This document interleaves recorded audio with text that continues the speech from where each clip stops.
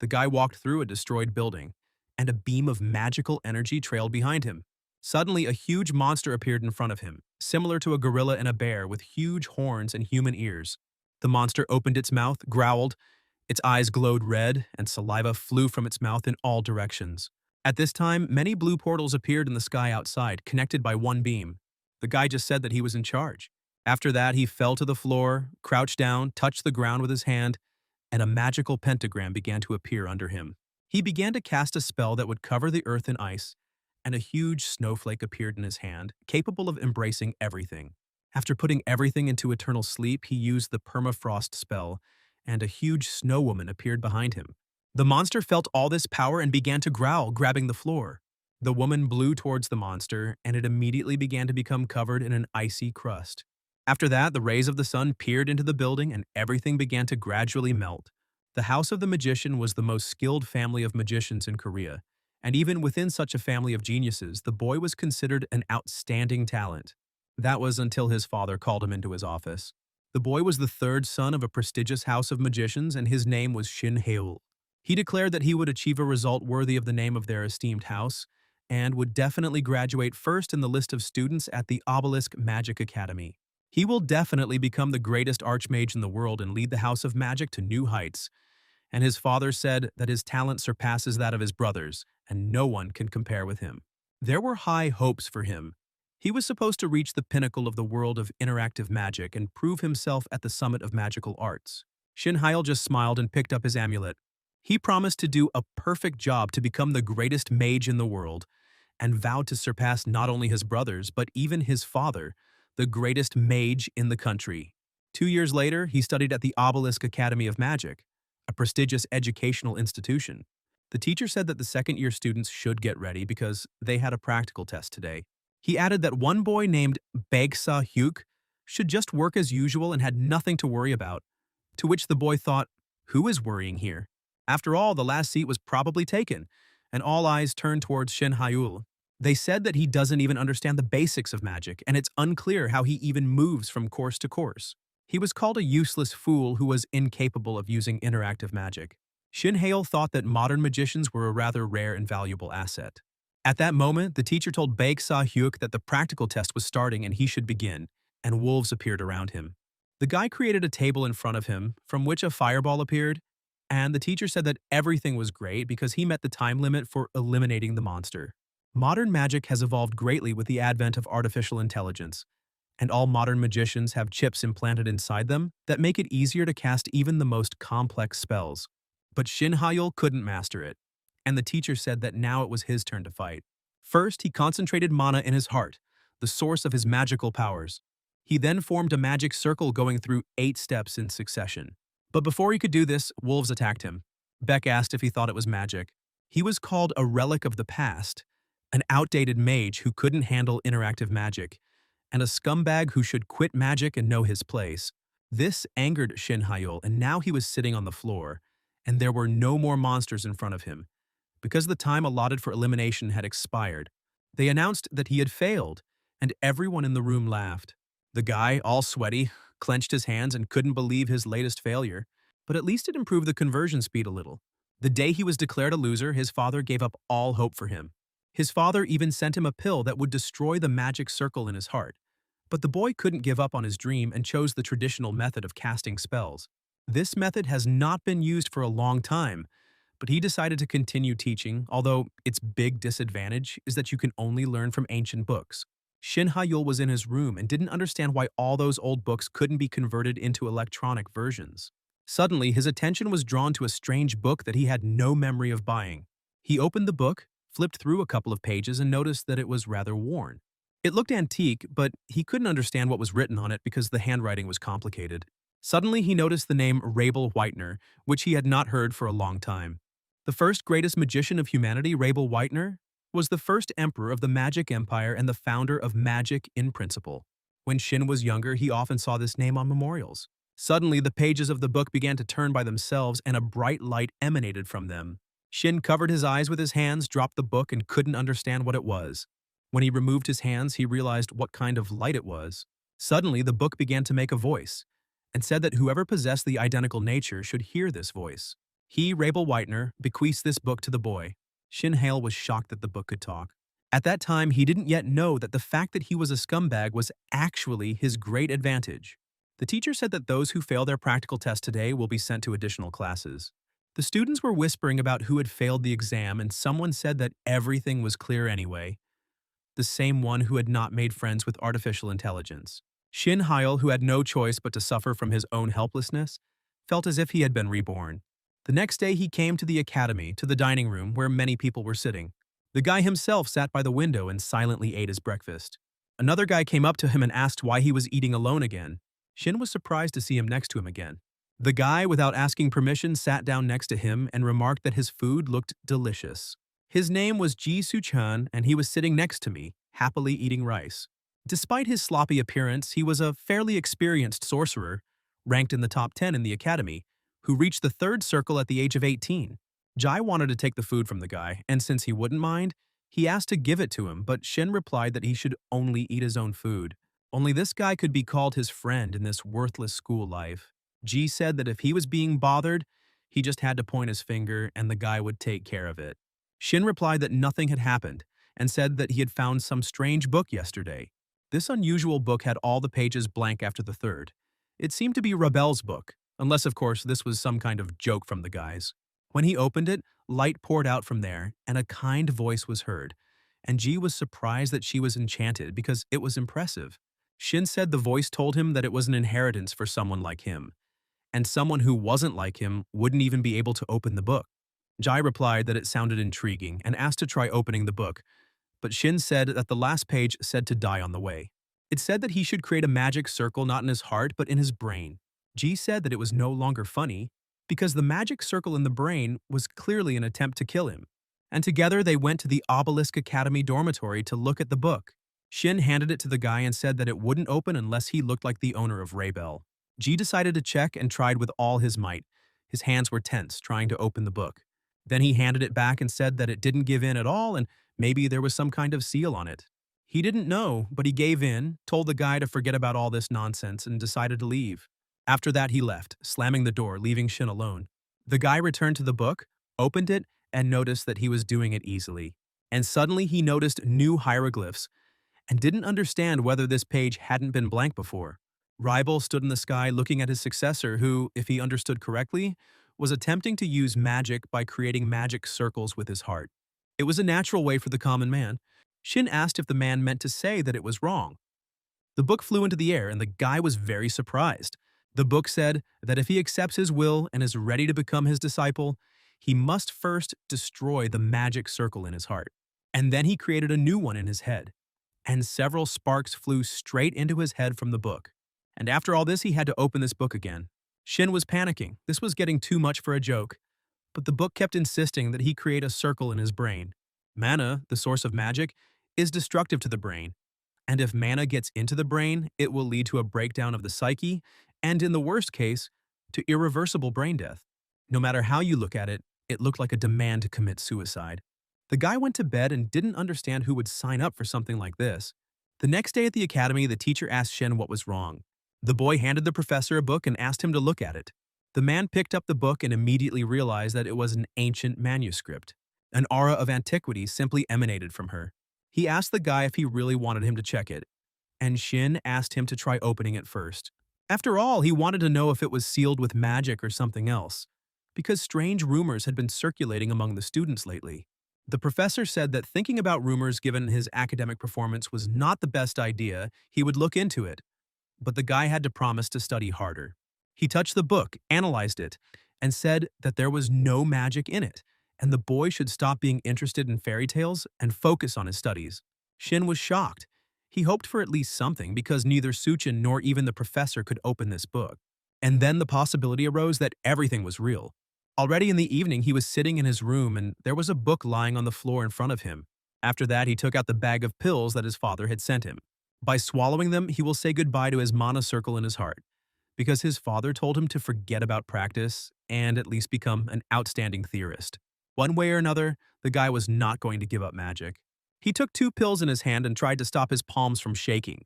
He was already on the sidelines of life and immediately swallowed the pills. The guy sank to the floor in pain as the mana circle tied to his heart was destroyed. It was pain and the end for him as a magician because there was no way back. And now he would cross the taboo by launching mana into his brain. The previous one will die so that a new magician can be born. As soon as the mana flowed into the convolutions of his brain, the old pain dulled, and the new one was so unbearable that it seemed like he was about to die. He wondered if this was death, but at that moment someone whispered in his ear. It was a voice created with mana and the light, darkness, wind, and earth.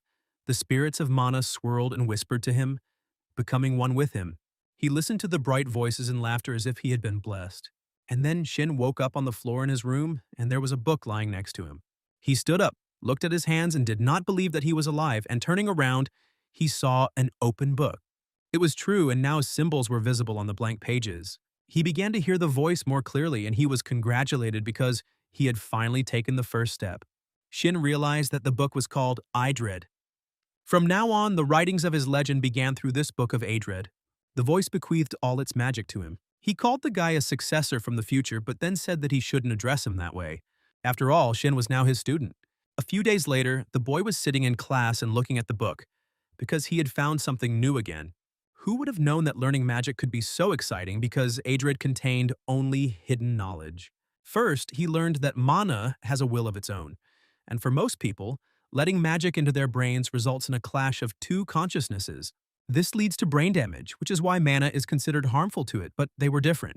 Their thinking blocked the will of mana, so they did not receive damage. Shin wondered if his brain was not subject to the will of mana and therefore was resistant to the interactive magic that was embedded in the brain with chips. He continued reading the book, but they were interrupted by the professor. The professor asked the students if they remembered about the midterm testing for second years, and this time a new rule would be added. Shin was surprised when he heard this news. The professor said that from this year onwards, anyone who fails it will not be able to retake it, and will be immediately excluded. This new rule was proposed by the House of Mages. Everyone in the class immediately started whispering that the defective guy would finally leave. The professor looked to the side and said that it seemed like one of them was already on the edge. After a while, Shin was walking down the street, thinking that renting a simulation training facility in the city was too expensive. Here they charged 200,000 won an hour, and even that was hard to afford. He entered the room where a man greeted him. Shin said he wanted a room for an hour, and the man asked if he would be training alone. The man handed over a card and said that room 14 was waiting for him, and that the instructions for controlling the holograms were there. Shin took the map and said not to bother him because he knew everything. The man recognized this guy as someone who was from a house of magicians and a famous family, but was not compatible with interactive magic and thought he was out of luck. Shin stood in the room already dressed, and they announced that the simulation was starting and he needed to crush the wolves. A multitude of galactic animals appeared around him, ready to attack. Although they were low-ranking monsters, 10 at once was quite a challenge. At the academy, the average elimination time for the wolf test was 12 minutes 32 seconds, and the guy was going to test what was written in the book every day. There is no better way to evaluate your results in practice. The guy used the magic of the Circle of Infinity. A loop of water appeared around him, which repelled the monsters. Shin hadn't felt such strength for a long time and thought it was incredible. While the others used interactive magic with the help of magic circles on the heart, he used a magic circle in his brain, causing mana to circulate throughout his body. Thanks to the Circle of Infinity, the power dormant within it was released. The voice told him that he shouldn't be surprised by such things because he had a whole path ahead of him. The Infinity Circle was the very basis of the Waitner style of magic. The boy was able to cast spells the way he imagined them in his head. This was only the first circle of the Waitner style of magic. The Call of the Heart, just the beginning. Shin left the building after finishing training, and the man told him to come again. The man went into room 14 to clean up, thinking about how tired he was. He asked how the failed geniuses trained. He opened the table and saw that the guy had completed the test in 6 minutes and 37 seconds, which was a record at the international competition level. The man started kicking the piece of iron, wondering how such an incompetent guy could set such a record, and decided that the machine was malfunctioning. At this time, Shin happily returned home with his little book, because the beginning of the legend had been laid. Creating the Infinity Circle was a serious challenge for the guy. What was written in the book was different from all the basics he had studied before. The mana in his hands, feet, heart, and brain can be subjugated to his will. Shin didn't understand what this even meant because how could one understand anything from such a vague description? It seems as if some thought is already close to understanding. but as soon as it is grasped, it dissipates. In the teachings of magic, it is said that there is a certain wall of enlightenment, when each magician encounters his limit of mana as if crashing into an invisible wall, and this fact is relevant in all eras. For now, the guy should focus on pumping mana through his entire body, as the book says. Is this really all he has to do? When he came to, he realized that he had been pumping mana for 10 hours without a break, and in theory, he should have been exhausted, but strangely enough, the guy did not feel tired at all. A joyful G met him near the academy. He asked Shin if something was wrong because he looked sleepy. Now the guy has to maintain the circulation of mana every day, but it is not easy, because he wants to adapt to this circle and effectively implement it as soon as possible. When he formed the second mana circle at the age of 12, he was called a genius, and his father began to have high hopes for him. Now the guy only had one circle of mana in his brain, and he didn't know how to move forward. For magical progress, overcoming the wall of enlightenment is essential. His father once told him one thing, back when he had hopes for the guy. The ideal is nothing but shackles. It is an illusion created by human arrogance. The ideal is a lie. Shin, sitting on his bed in the lotus position, was completely immersed in meditation, focusing on the feeling of magic within himself. He could clearly feel the mana flowing through his hands and fingers, as if soft currents of energy were responding to his desire. In the heart and head, the energy flowed as he commanded, and the key to this was imperfection, freedom, and boundless imagination. He allowed himself to create spells without complex formulas of interactive magic, which significantly reduced the time it took to prepare spells. However, the spells produced had a uniform and easily recognizable pattern, limiting variability. In contrast, Whitener's method was unbridled, free like human thought itself at the moment of inspiration. Now the guy could easily and effortlessly change the shape of magic, as if he were molding it from flexible matter of energy. It was magic, devoid of algorithms and formulas, but even on the first lap it greatly depleted his physical endurance.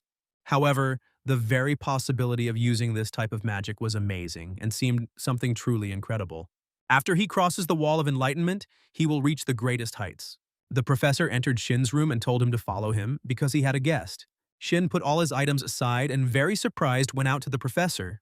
The man explained that his father had come specifically to visit him and discuss important matters, so they headed to the meeting place. Together, they walked to the reception room where the father calmly told them to come in, showing confidence and willingness to talk to his son. The professor entered first and announced to those present that he had brought Hyel, causing a slight excitement and anticipation in the room.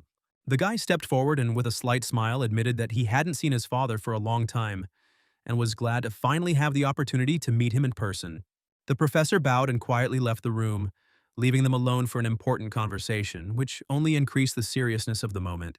The father, sitting next to his son on the sofa opposite, noted that he noticed how Shin did not refuse to attend classes despite all the difficulties. This meant that the boy did not accept the bitter pill that his father tried to slip on him in the form of strict demands and expectations. Shin replied that he was indeed continuing his studies because he had recently achieved significant success in magic and wanted to prove his strength. The man listened to his words in bewilderment and could not understand whether he was still chasing these seemingly empty and unattainable dreams. Shin Hyel replied that this was indeed the case and that he intended to become the greatest magician of the generation. These words surprised the man very much, and he was even more surprised by his son's determined look. But he sighed wearily and said that the guy had already lost a whole year. It's time for him to finally accept reality.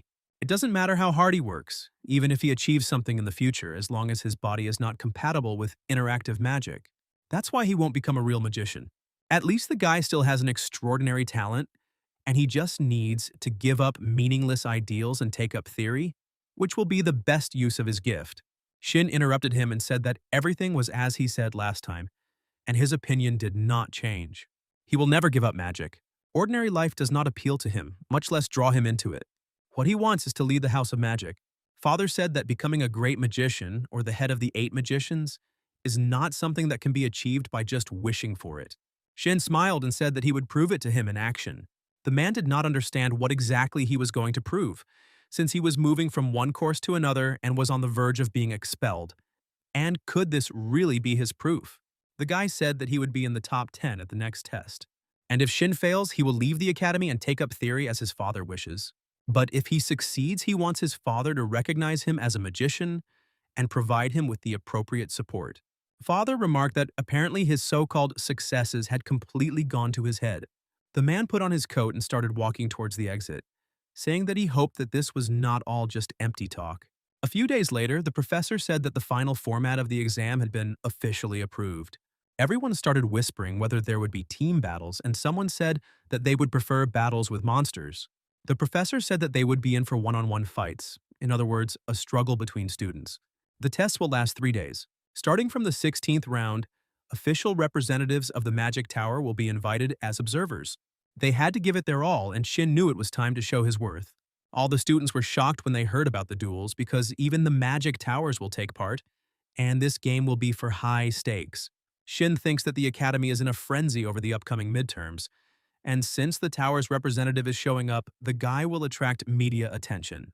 The Magic Tower is an international organization of magicians created by a dozen of the best of them, whose power is comparable to the power of an entire country, and all the students of the Academy strive to join them. Baek Sayuk approached Shin and called the guy defective. Baek Hyuk irritates the guy, but is still one of the top second years. Baek said that he would be Shin's opponent in the first duel of the midterms. He asked if he already felt the taste of defeat. He has to be sure that Baek will set a record for the incident that happened 5 years ago. 5 years ago, the final of the competition for young talents took place. Then Baek lost to the guy dry and was known as a loser.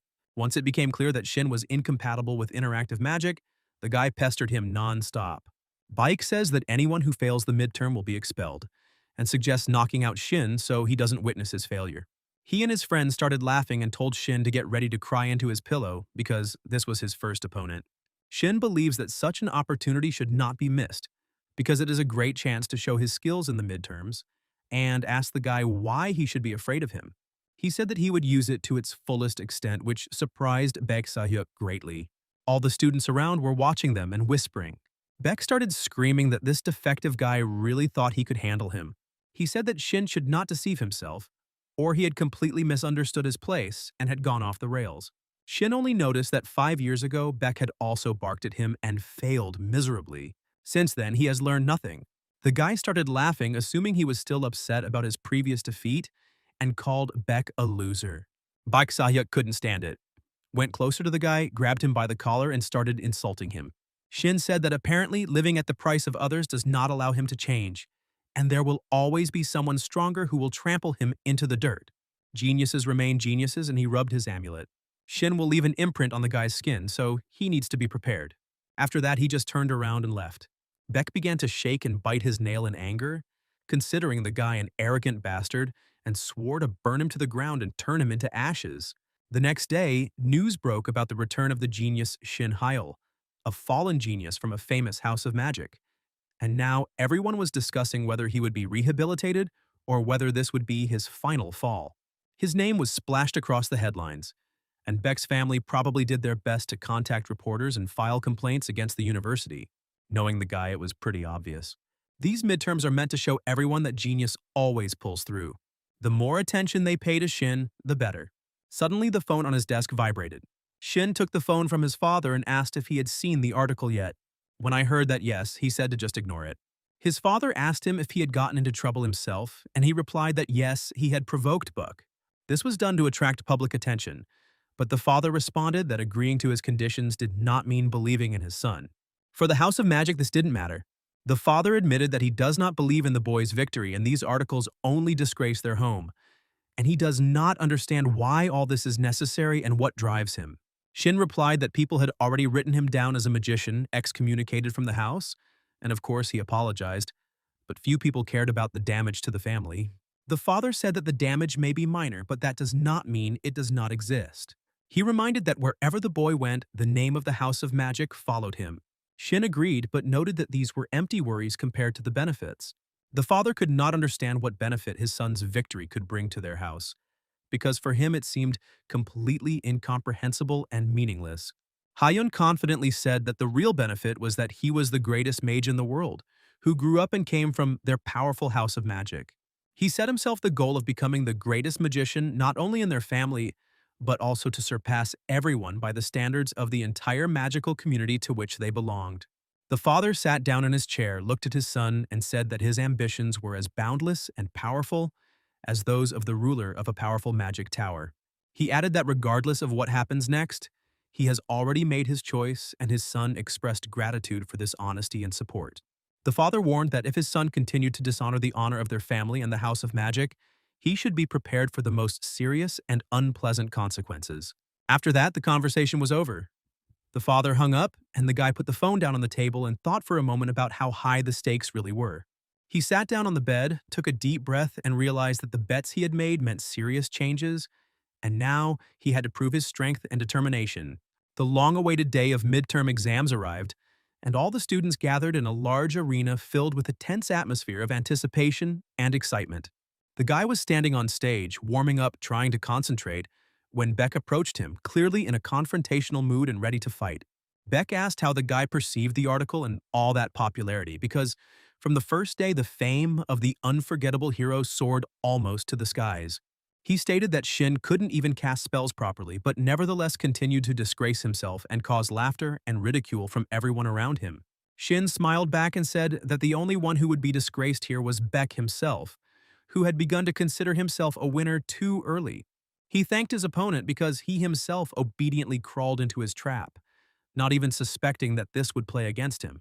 He noted that Beck didn't like him, but it was the least he could do for him, and he would quickly beat the opponent, only he shouldn't whine afterwards. Shin said that the first circle spells would be enough for him to defeat him. Beck started to get angry and say that the guy was playing the fool and dared to open his mouth at him.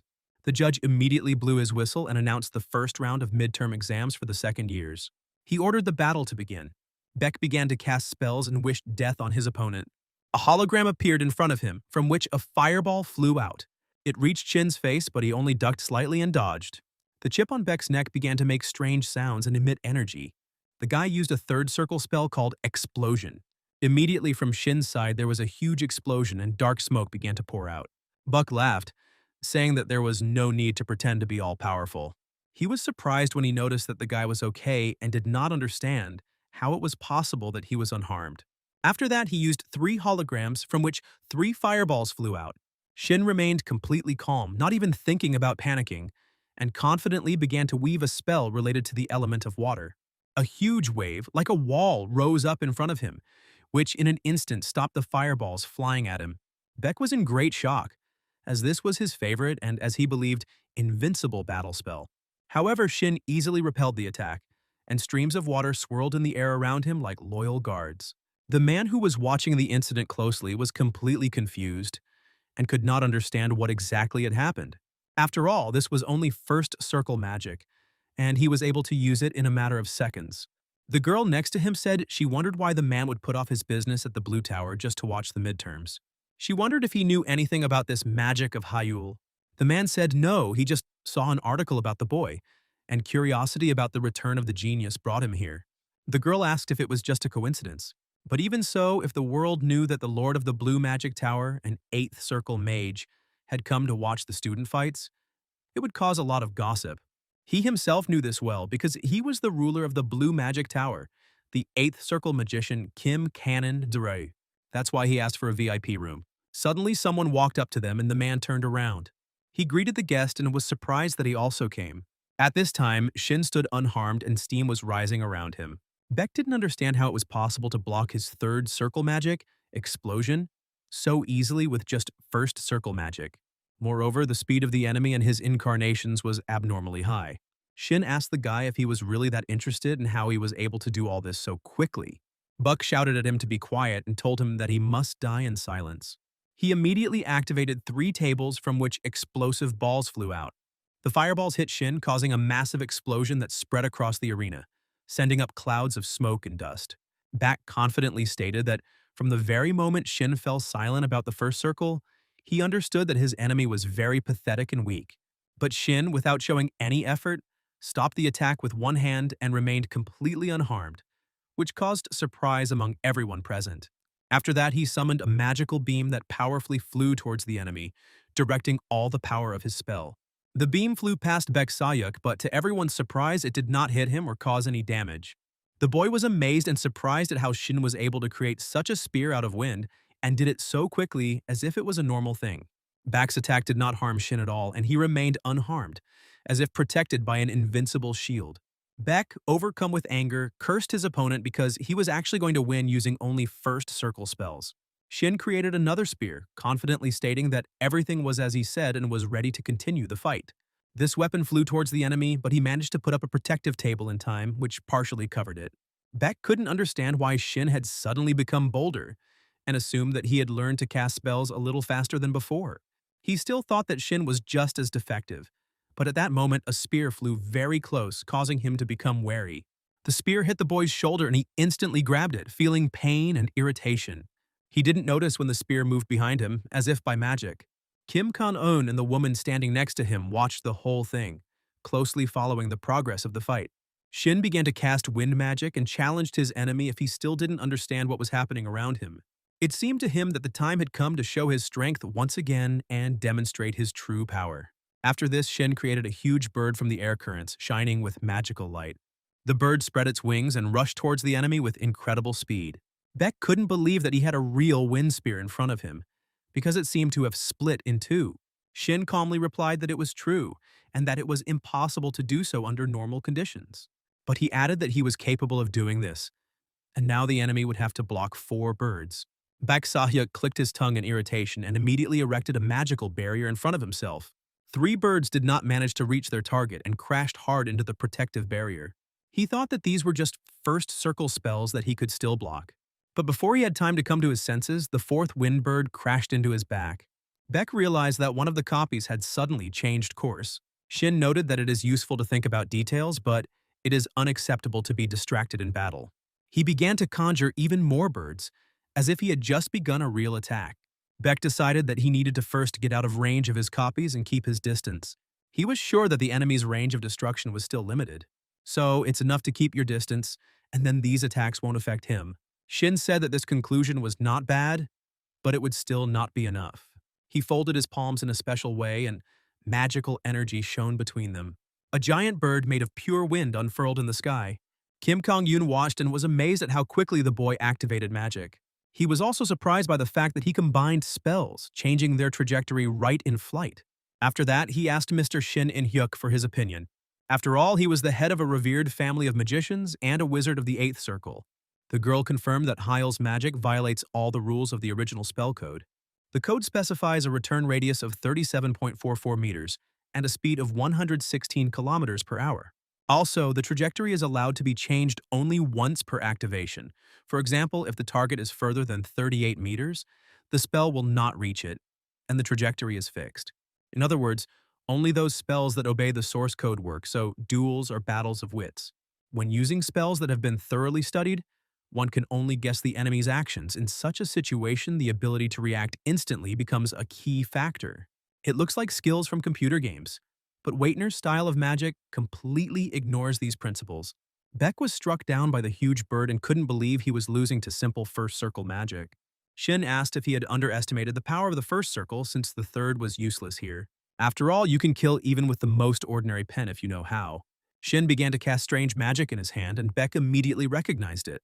It turned out to be the magic of the first circle, water magic. You don't need any incredible spells to kill. The water turned into a dense sphere and closed around the opponent's head. Usually, the Academy's combat uniform activates a magical barrier, a safety zone. But now this barrier was as useless as ever, just like Buck himself, lying on the floor, gasping for breath and tearing water from his face. All the spectators in the arena, including the judge, silently watched what was happening. Shin turned to the instructor, noting that the outcome of the fight was obvious, or he could continue. The referee simply blew his whistle and gestured to the side. The match is over and Shin Hale is the winner. Exhausted and barely alive, Buck was carried out of the arena. Shin also left the arena, looking at his hand as if remembering something. He felt like he had found himself as a magician again, and he liked the feeling. Kim Kong-eun walked along the corridor of the academy with his assistant. He had asked earlier if this was a manifestation of supernova magic. His eyes were shining because this spectacle seemed incredibly intriguing to him. He wanted to know as much as possible about Shin Hyul. At this time, Ji burst into Shin's room, having heard rumors of his victory. What grueling training did he do in secret? That behind his back now magic of simply incredible power and beauty is happening. Those wind spears looked truly amazing, and the spell combo unfolded so quickly that it was breathtaking. Shin asked the guy if he really wanted to know how he did it, and Ji confidently replied that of course he did. The guy just smiled and said that it was magic, his big secret. Hyul asked her friend if he had managed to see the latest news that was currently being actively discussed. An interview with him immediately after the match was recently released, and Ji was incredibly curious to learn more about his unusual magic. Then he was asked what was this incredibly fast activation of magic that the guy showed at the competition. He was asked how he was able to activate the magic so quickly and change the trajectory of the wind spear as if it was a combo. Kim Kon-yoon approached them and, having received their consent, said that he was ready to answer the question posed. He introduced himself as a wizard of the 8th Circle from the Blue Magic Tower and mentioned that he had recently watched Hyul's match. In his opinion, the guy used a special memorization magic that belongs to the 4th Circle. When those present did not understand what he was talking about, the man demonstrated this, and a flame ignited in his hand. This spell allows one to instantly activate a spell whose structure is memorized, which explains its speed. He was asked why then not everyone uses such great magic, and Conan explained that it only works on spells 3 circles below the current level of the magician. He asked Hyul if he had stated everything correctly, and the boy confirmed that it was so. He spent a long time choosing his words so as not to use an expression in the style of Waitner, and found a formulation that fit perfectly. The man with the microphone asked if this meant that the guy had already reached the 4th circle of magic, since he could use memorization. Cannon confidently replied that, of course, this was so because it was already obvious. At that very moment, camera shutters clicked and flashbulbs went off on all sides. The news of this became a sensation, because reaching the 4th circle at such a young age is a record comparable to the achievements of the ruler of the Magic Tower. Ji asked his friend if this meant that he was now a 4th circle mage, but decided that it was better to change the subject now. One of the journalists asked how he would explain the bypass of the source code of the spells. Kim Kang-hoon became visibly nervous and tried to think of what to say to this. Shin said that he would explain everything himself because, in fact, the rules of the source code of magic are quite simple. The whole point is that you can change the spell formula itself, making your own adjustments to it. Cannon objected that this was impossible in practice. Compared to trying to attach wings to a car just to make it fly, this is certainly not something that can be done easily or without significant effort. If the guy had not been compatible with artificial intelligence, it is unknown what his future would have been. Shin began to demonstrate modified magic, and bright magical butterflies appeared around him. He called this technique a special, modified version of magic. Cannon watched this incredible spectacle with admiration. He realized that he had witnessed a revolution because from that day on, the magical world would change forever. Upon hearing about such magic, Ji asked his friend if he really expected him to believe in it. He asked whether he would have believed it in his place, but he was still sincerely happy about Shin's victory. After that, he said that it was time for him to return to the hostel. He needed to prepare well for tomorrow's fight with a serious opponent. Shin was surprised by these words, but chose not to answer. The next day, everyone gathered again at the Obelisk Academy arena. Ji sat on the floor, keeping his distance from his opponent. Shin watched the fight and realized that the girl was the very difficult opponent his friend had spoken of. Adela Stewart cast the Moon Bullet spell. The Stewart family is a French family of divine guardians of Korea, a legendary genius born from the union of 2 great magical dynasties. Daewoo's magic was truly unique and unrepeatable. The divine guardians have modified their magic to include a powerful lunar attribute. When the girl began to cast a spell, Suchin created a magical shield in front of him.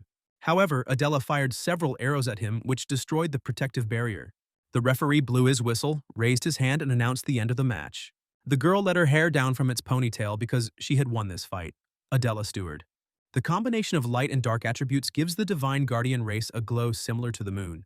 This magic has its own range, power, and characteristics that are not found in the source code bases. It is no wonder that she is extremely difficult to fight. Suddenly, Shin noticed that she was looking straight at him. He couldn't believe if she had just looked at him or if it was just his imagination. Ji looked very tired, but his friend praised him for his worthy performance. Of all the possible opponents, he got Adela, and it was a real failure.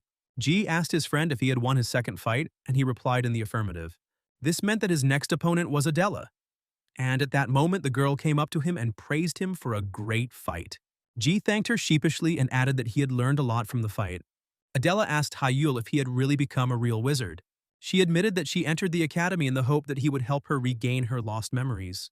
Adela and Hyul knew each other even before entering the Academy of Magicians because their houses had a strong connection with the House of Divine Battles.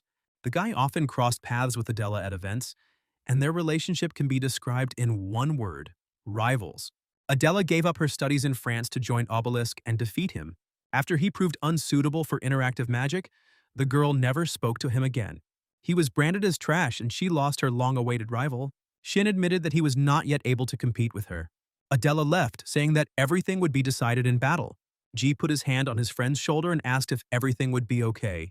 When the guy replied that he didn't understand the question, Ji was in complete shock.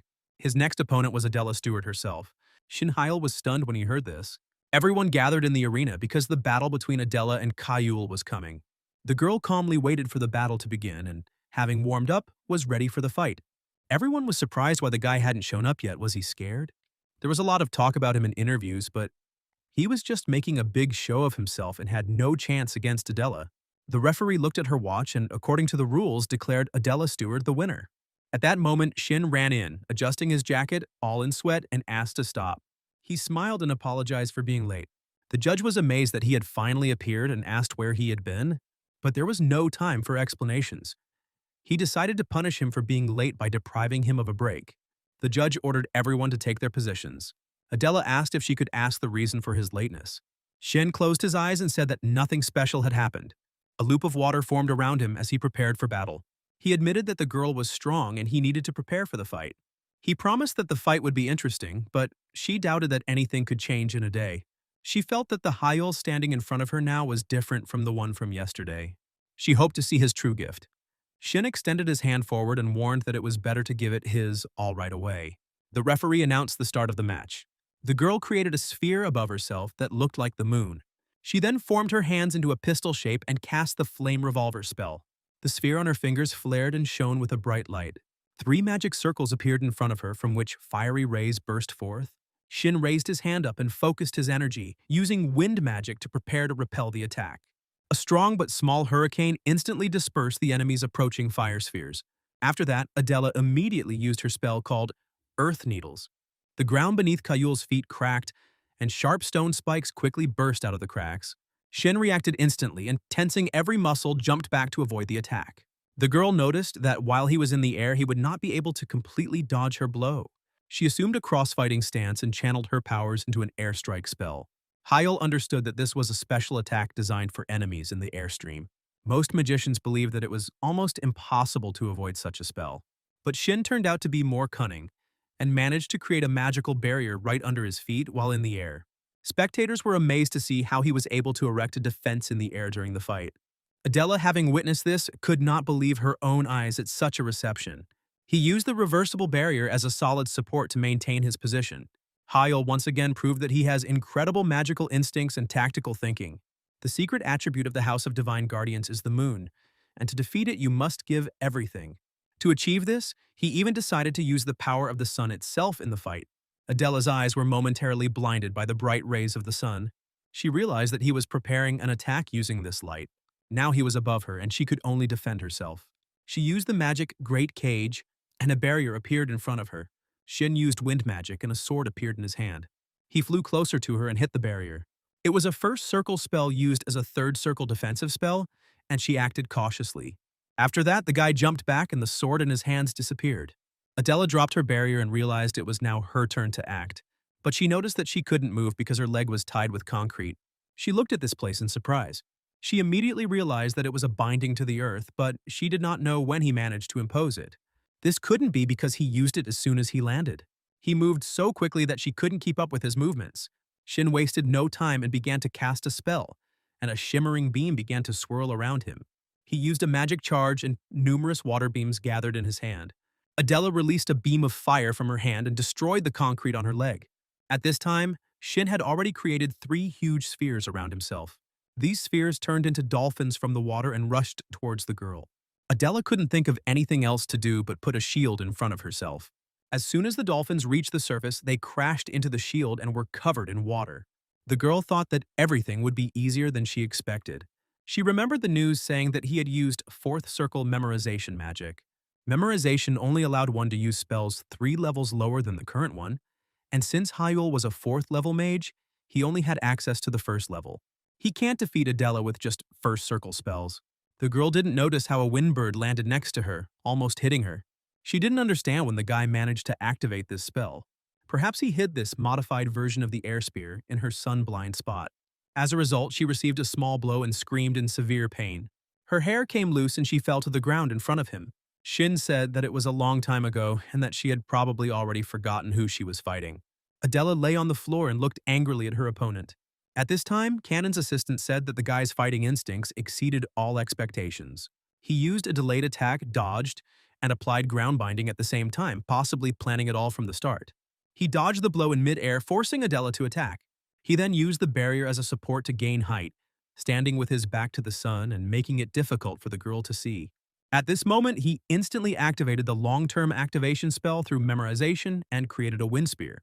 Immediately after the descent, he used the air to focus Adela's attention. In doing so, he created a tether to the ground, pretending that he was simply landing. And while the girl was turning away from the sun, a pre-calibrated spear of wind struck her back. The nickname First Circle Master Mage that was given to him just a couple of days ago now had meaning. His father sat in his chair and didn't understand what was wrong with it. The arena was slightly damaged, and the two opponents stood looking at each other. Shin and Hyuk noted that despite the advantage, the guy was unable to deliver the decisive blow. That is, he cannot complete the task. Moreover, Adela hasn't even used her main trump card yet. The girl admitted that it was impressive and said that it even reminded her of a bummer. She decided that from now on she would fight with all seriousness. Shin assumed a fighting stance, glad that things had finally reached this point. The moon attribute is a special magic of the greatest house of divine guardians called Halo. A huge magic circle with the phases of the moon appeared above the girl, and the ground beneath her feet began to crumble, creating a dangerous crack. Shin covered her face with her bent elbow to avoid being blinded by the bright light. Another magic circle appeared in the sky, from which a beam emanated, falling directly on the girl. Shin and Hyuk stood up from his chair and slowly walked towards the exit of the hall. Kim Kan-yoon asked him why he was already leaving the fight. The man replied that the battle was over and there was nothing more to see. But suddenly everyone heard a strange sound and turned towards the arena. The girl held a tablet in her hands and said in surprise that this couldn't be. Jisoo-chan, who was sitting nearby and watching the fight, was suddenly stunned. Adela suddenly stopped casting her spell and exclaimed that everything that was happening was unthinkable. A magic circle with a pentagram and fire symbols appeared behind the guy. He folded his hands and a hot ball of the flame volcano spell appeared in them. Adela immediately realized that this was second circle magic and was very surprised. After all, the guy had previously claimed that he was late because he was preparing for the fight. Adela noted that memorization only allows one to use the first circle of magic. She wondered if he had somehow reached the fifth circle. Shin just smiled silently with a mischievous expression on his face. The night before, he was in the Obelisk student dormitory. He sat on the bed in the lotus position and looked at the book lying in front of him. Adela was not an opponent that could be defeated with only first circle magic. Even Shin's own fighting style was no match for her magic. He opened the book and admitted to himself that he planned to fight when he became stronger. Something mysterious and promising had opened up on Adred's new page, which, if successfully applied, could turn out to be truly wonderful. The text spoke of the need to infuse mana into a special magical formula that could awaken hidden powers. This mysterious formula, according to the author, could open up new, previously unseen facets of reality itself. The guy became incredibly curious about what kind of effect such an unusual spell could produce. He decided it was time to cast aside his doubts and fears, and concentrating began to pronounce the magic words. After these words, he stretched out his hand and touched the open page of the ancient book with his palm. A complex pentagram slowly appeared on the yellowed page, and the boy's heart filled with delight. However, soon a blinding glow spread, so bright that he was forced to close his eyes tightly. Just a couple of seconds later, the beam in the book intensified, and pieces of pages flew out of it. The guy opened his eyes and was amazed to find himself in a place with many bookshelves. Shin-hyo looked around and couldn't figure out where he was. Suddenly, someone told him that he had arrived at the page of the first test. In front of him stood a girl in an unusual outfit named Alpha, the guide of the first test page. This was the first test hidden inside the Idred. Shin immediately realized that he was inside the book. It was not a simple movement, but a spatial dimension inside the book. He smiled and noted to himself that all this was incredible. The girl explained that this test would test his intentions as a successor. She extended her hands forward and added that the details would be revealed at the start. If he successfully passes the test, pages 18 through 31 will open, containing the magic of the second circle. To advance to the next circle of magic, he must pass this test. Alpha asked if he wanted to begin the mission, and Shin, without hesitation, stated that he wanted to begin immediately. Alpha bowed and made it clear that she understood everything. Then she began to dissolve into thin air and said that the test was beginning. The girl closed her eyes and a multitude of bright petals appeared around her. She appears to be human, but she is a magical entity, who would have thought. Suddenly a strange voice appears and says that he will explain the details of the test. Shin immediately realizes that this is the voice of his teacher. The gem before it is called Elemental and contains an indefinite number of natural elements, chaotically mixed. The guy's task is to establish the final order of mana in the stone. Shin was surprised and couldn't understand what this meant. Wild elemental stones are a delicate material, and their mana must be handled with extreme caution. There are only 4 types within it, and their mixing creates chaos. How can he organize it? In essence, it is like a mixture of grains of sand, salt, sugar, and pepper, which somehow need to be separated. This is no joke, and only a skilled master of the mind technique can cope with it.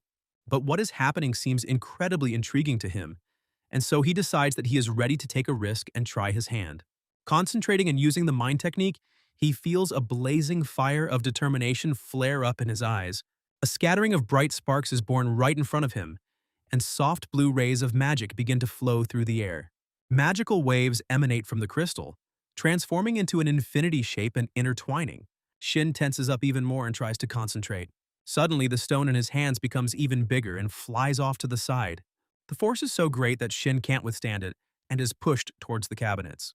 He falls to the floor and one book lands on his head, because any extra fluctuation of mana creates a high wave, and you have to act carefully. Shin tried to separate the mana, but it was so mixed there that it was difficult to separate.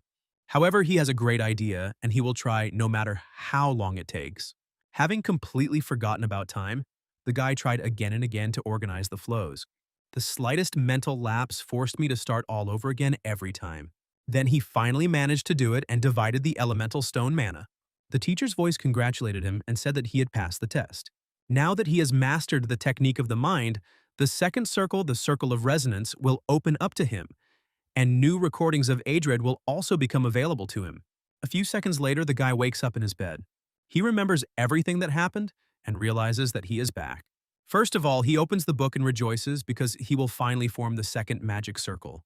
Before the competition begins, he will finally learn his spell.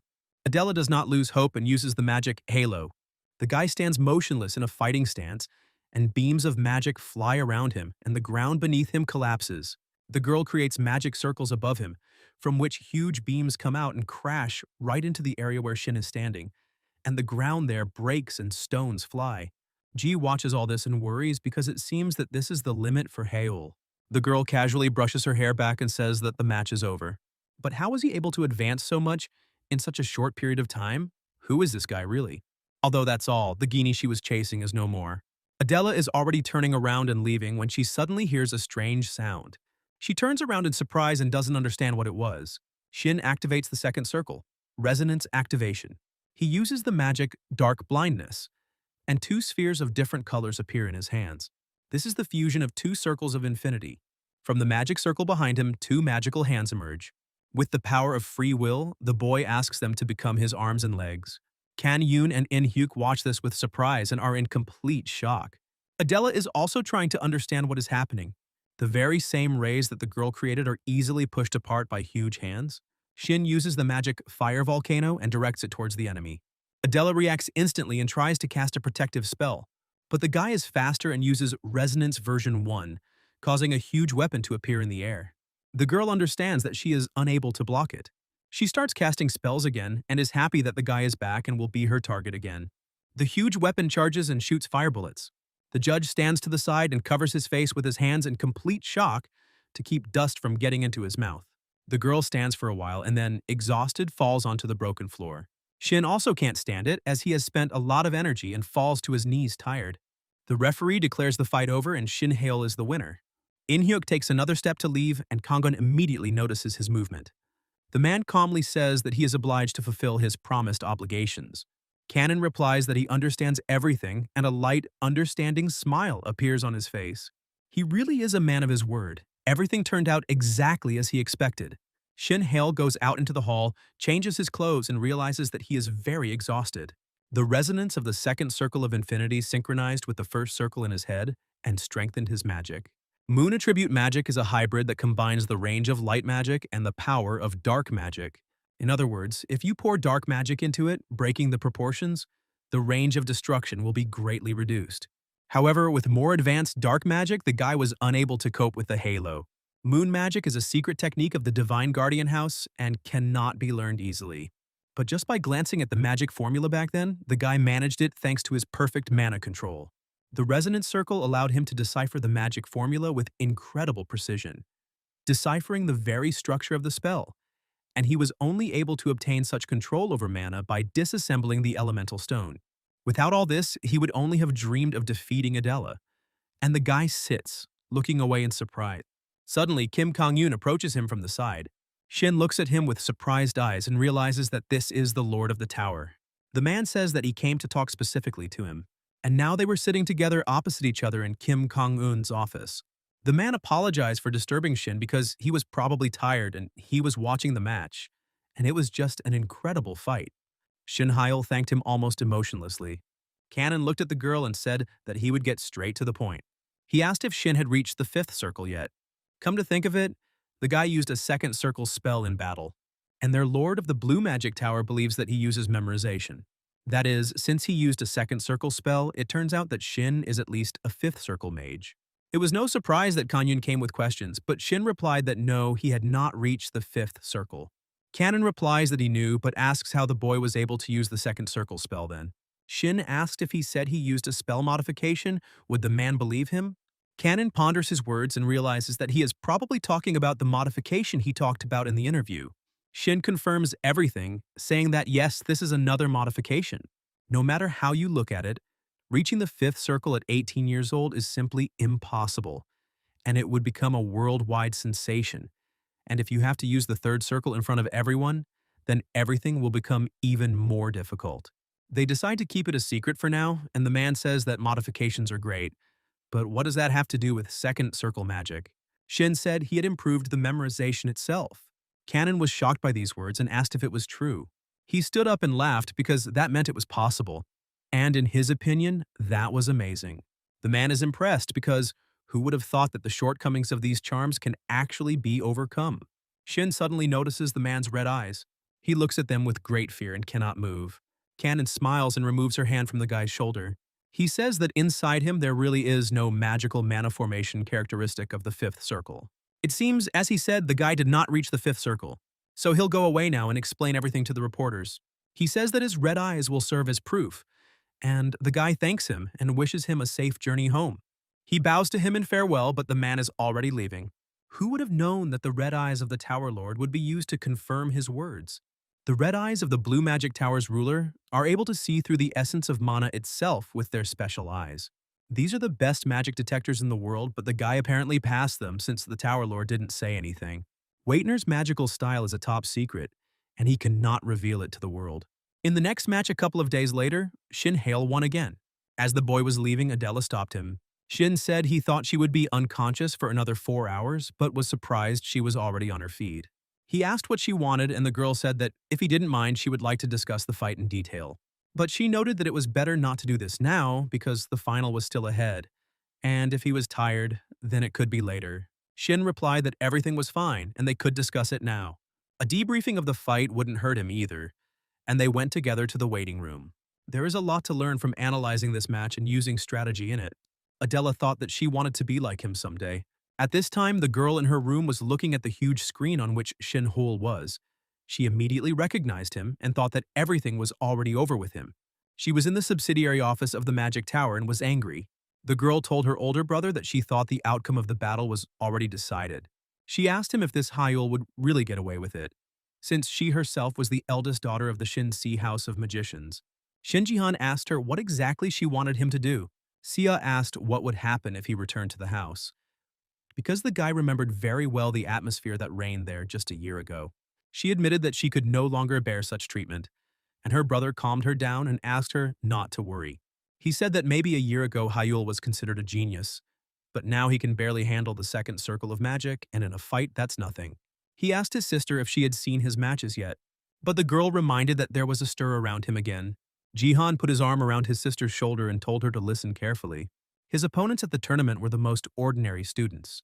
And the two who reached the third circle, and even in a fight with the fourth circle newcomer, the guy could easily cope. However, Hyul has a critical flaw. He is not suitable for interactive magic, and even if he found a way to compensate for this or used ancient magical techniques, his level is still inferior to the average fourth circle mage. C realized that this was exactly what she had been thinking. No matter how hard the guy tried, all he could do was flounder in the mud. She began to nervously bite her nails, saying what would happen if somehow Hyul began to threaten her position as the heir to the family. Jihan used magic to break the mug in his hands and said that then they would deal with him. Evening came and everyone gathered in the arena again. Suddenly, the losing guy fell to the ground with a loud thud. The referee blew his whistle, raised his hand, and announced that the match was over. The winner of the midterm examination competition was Shin Haeul. All the spectators were happy and shouting that this day had finally come. They said it was cool and that the magician's house was the best. They acknowledged that artificial intelligence could only be surpassed in ancient magic, and Hyul was truly a genius. Jisoo-chan ran towards the guy, loudly declaring that Hyul really was the best. He took him by the shoulders and said that now everyone would recognize his skills. But others present, watching the guy, said that without his ancient tricks, he was nothing. The professor approached Hyul and congratulated him, saying that as a class teacher he was proud of him. Ji suggested throwing a small party to celebrate the student's achievement, and the teacher replied that he didn't have to say anything because he wanted to reward the boy himself. A large crowd had gathered around Hyul because Sachin was shouting that everyone should get together and go celebrate. Hyul interrupted him and said that he would like to go, but he had one very important meeting. Ji was very surprised because how would they celebrate the holiday without the hero of the occasion? Shin Hyul waved goodbye to him, apologized, and said that it was really important. He ran away, apologizing again, and the professor encouraged the guy by patting him on the shoulder. For Hyul, this meeting was too important to miss. The guy went outside and ran up to the car next to which stood a man who said he was waiting for him. The man opened the door for him and said that the head of the family was waiting for him, and he would escort the guy to the mansion. Together, closer to night, they reached a huge and beautiful building. Shin Hyul stood in front of the main doors and thought that a whole year had already passed. Then he was declared a scumbag and rebelled against his heartless father. He entered the academy and lived in a dormitory all this time because he was forbidden to enter the family mansion. Now he entered the main corridor and realized that nothing had changed here.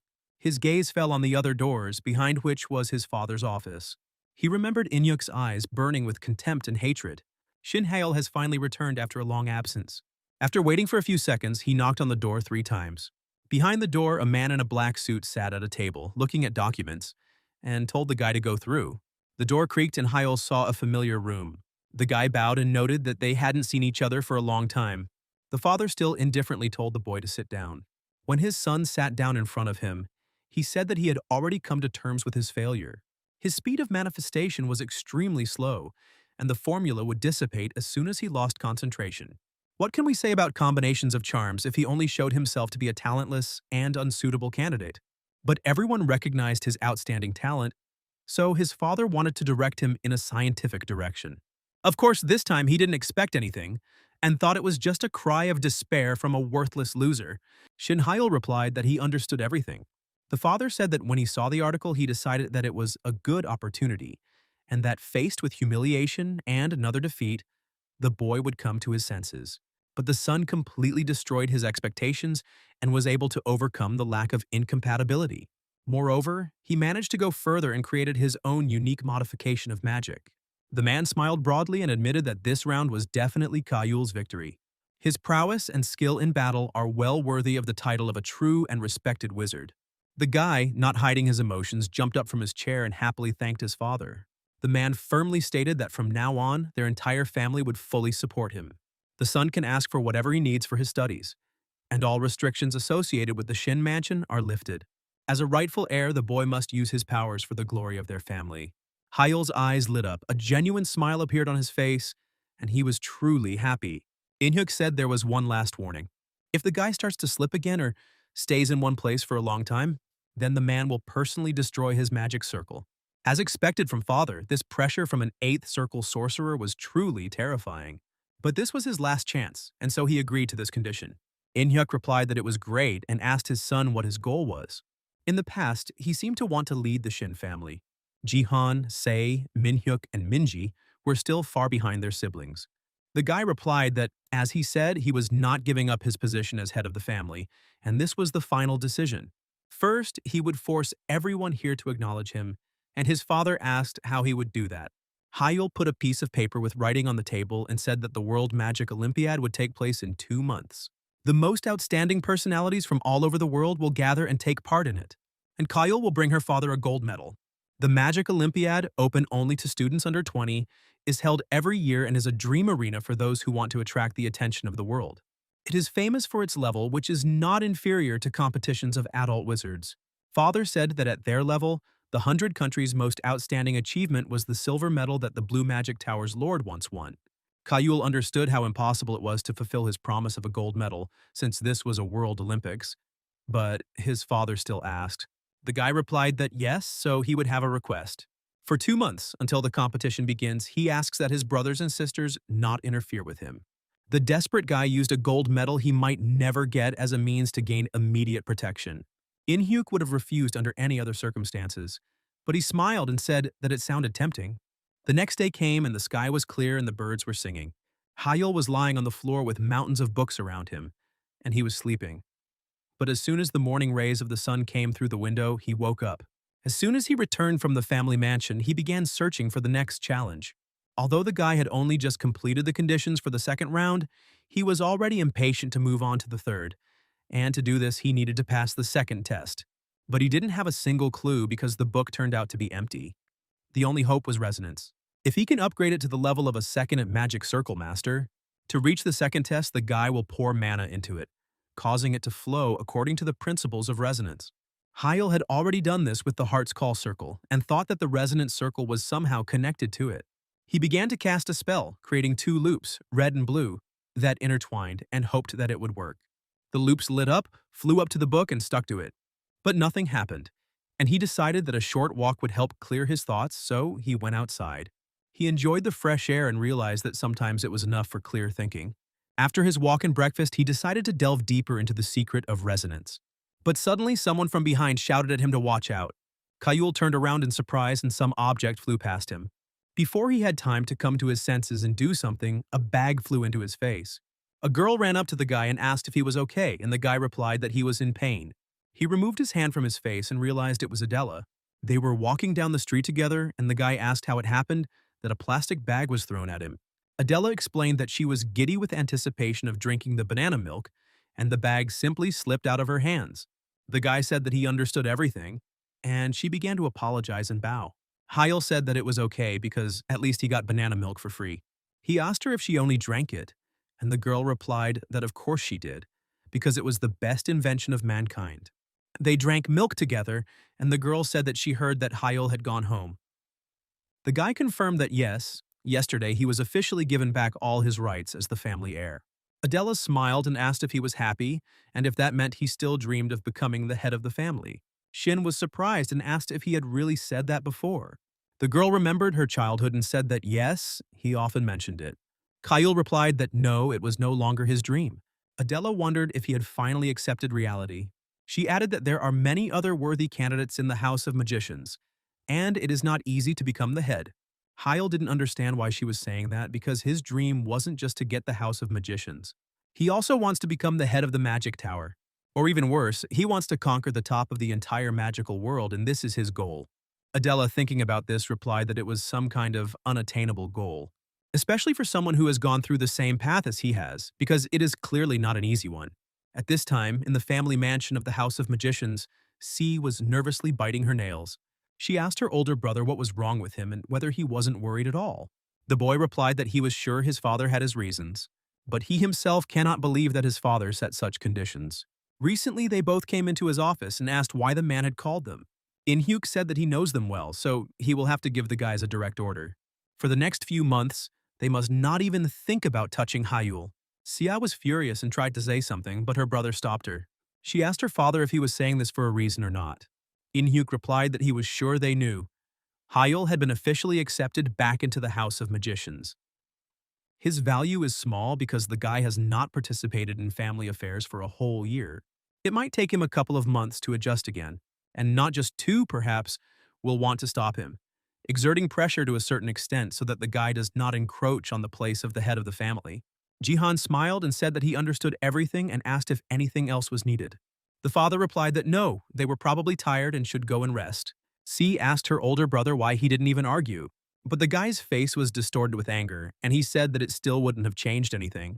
Minhyuk and Minji are not interested in competing for the position of head of the family. Jihan could understand why they weren't invited and asked if his father really wanted them to leave Hyul alone just because he missed a year.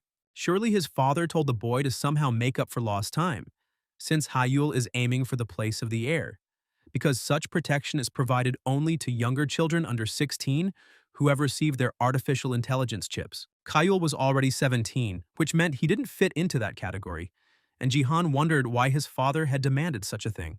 Sia whispered that this couldn't be, but assumed that her father had already chosen a leader. Jihan replied that definitely not, because Hyul had demonstrated too little for his father to decide so. It looks like In-hyuk sees potential in him again. Perhaps he was just curious about this unusual magic that Hyul had developed. Or perhaps the boy had forced his father to promise something in return. Sia wondered if he thought there was a deal and asked what her brother could promise.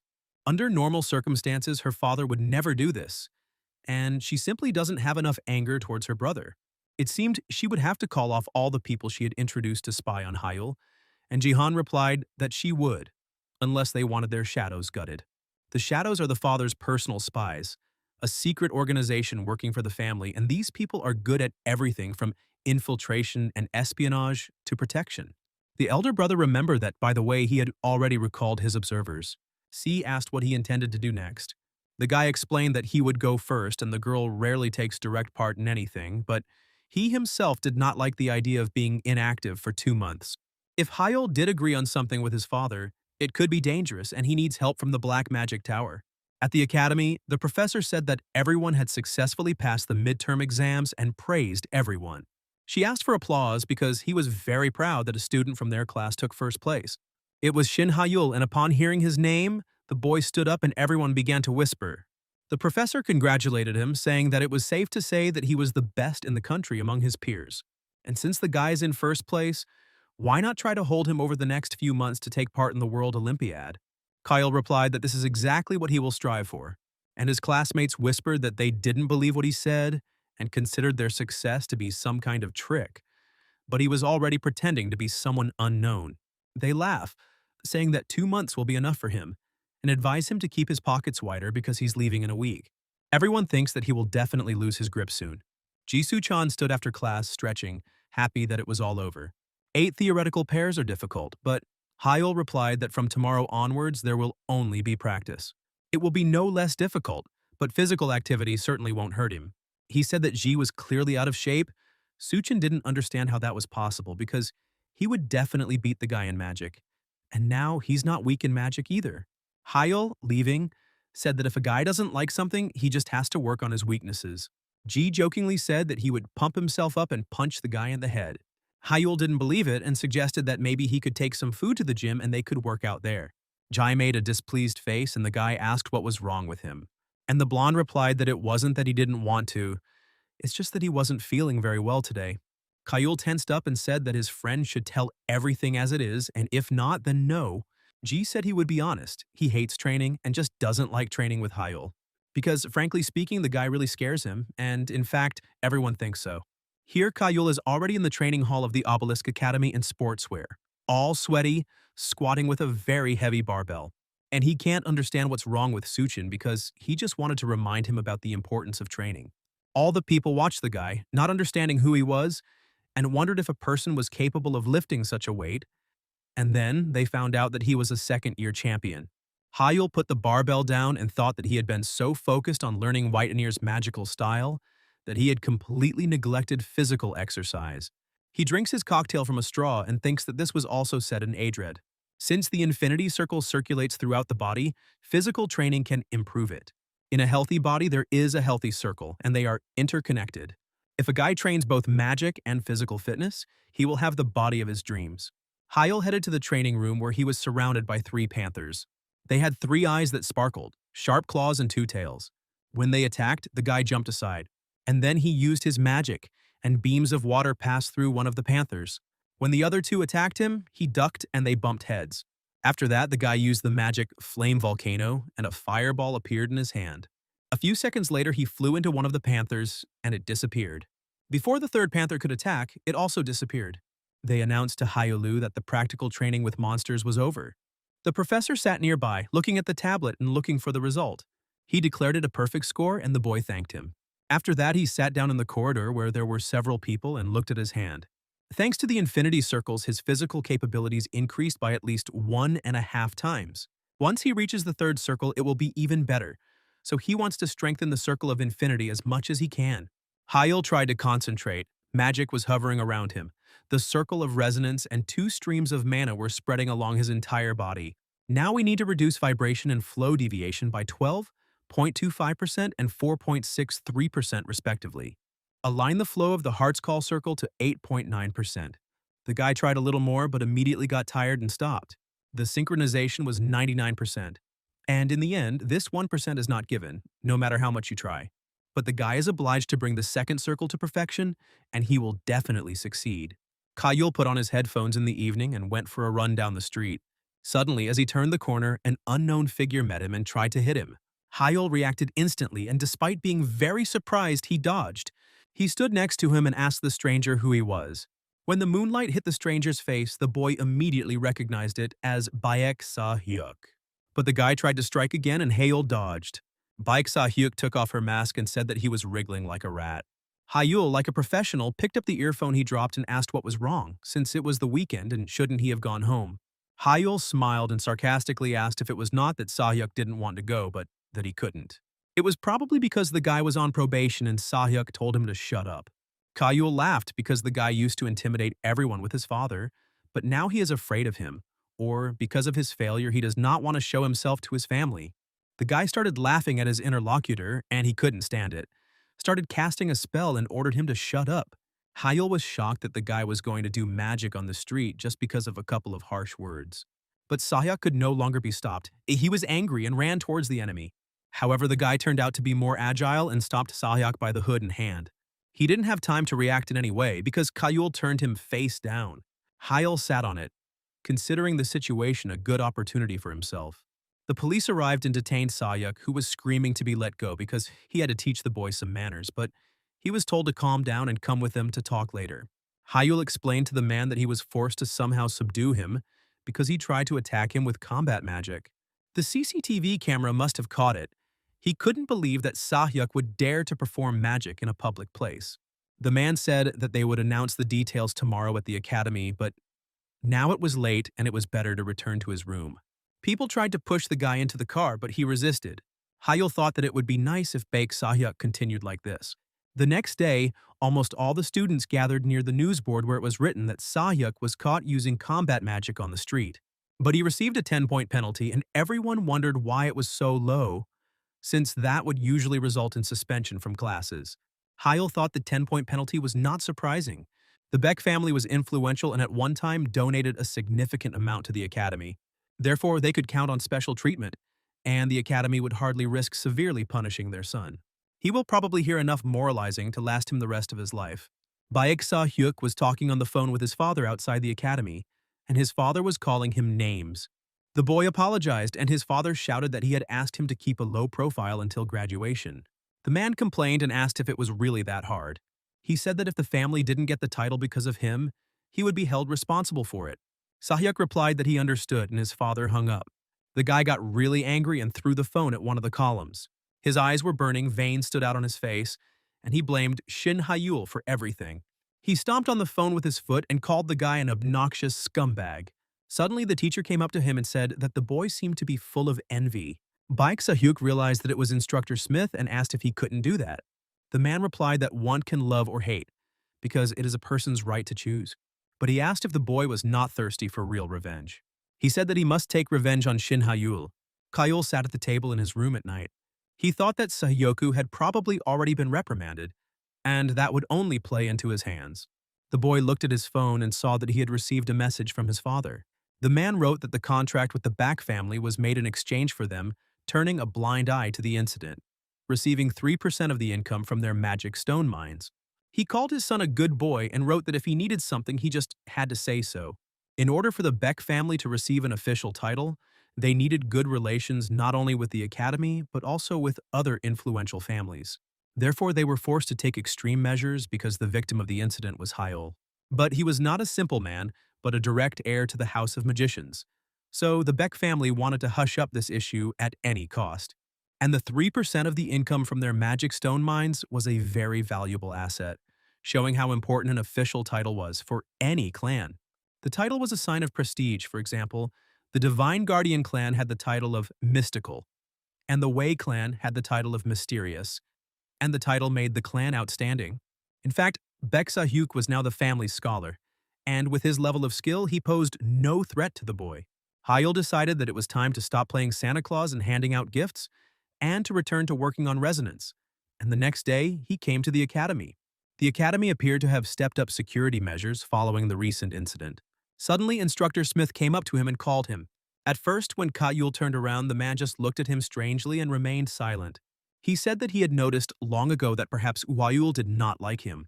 It was understandable because the man was strict, but he said all his words for his own good, and the guy shouldn't have misunderstood him. He asked if they should start over and extended his hand. Kyle said it wasn't worth it, but thanked him for the offer. Suddenly, a dark aura enveloped him, and he felt sick. He did not understand what this strange feeling was. Smith said that although it was belated, he congratulated the guy on his first place in the midterms, sincerely wished him further success, and Hyul realized that he was definitely oozing mana. Hyul couldn't understand if she was really that dark and sinister. Is this man really a representative of the Black Magic Tower? The Black Magic Tower is an unofficial organization, different from the officially recognized dozen.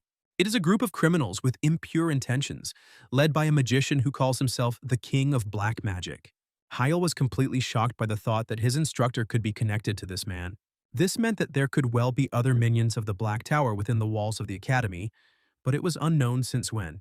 Pushing all these thoughts aside, he realized that it didn't matter now, and decided to first understand the structure of his spell in order to assess the situation.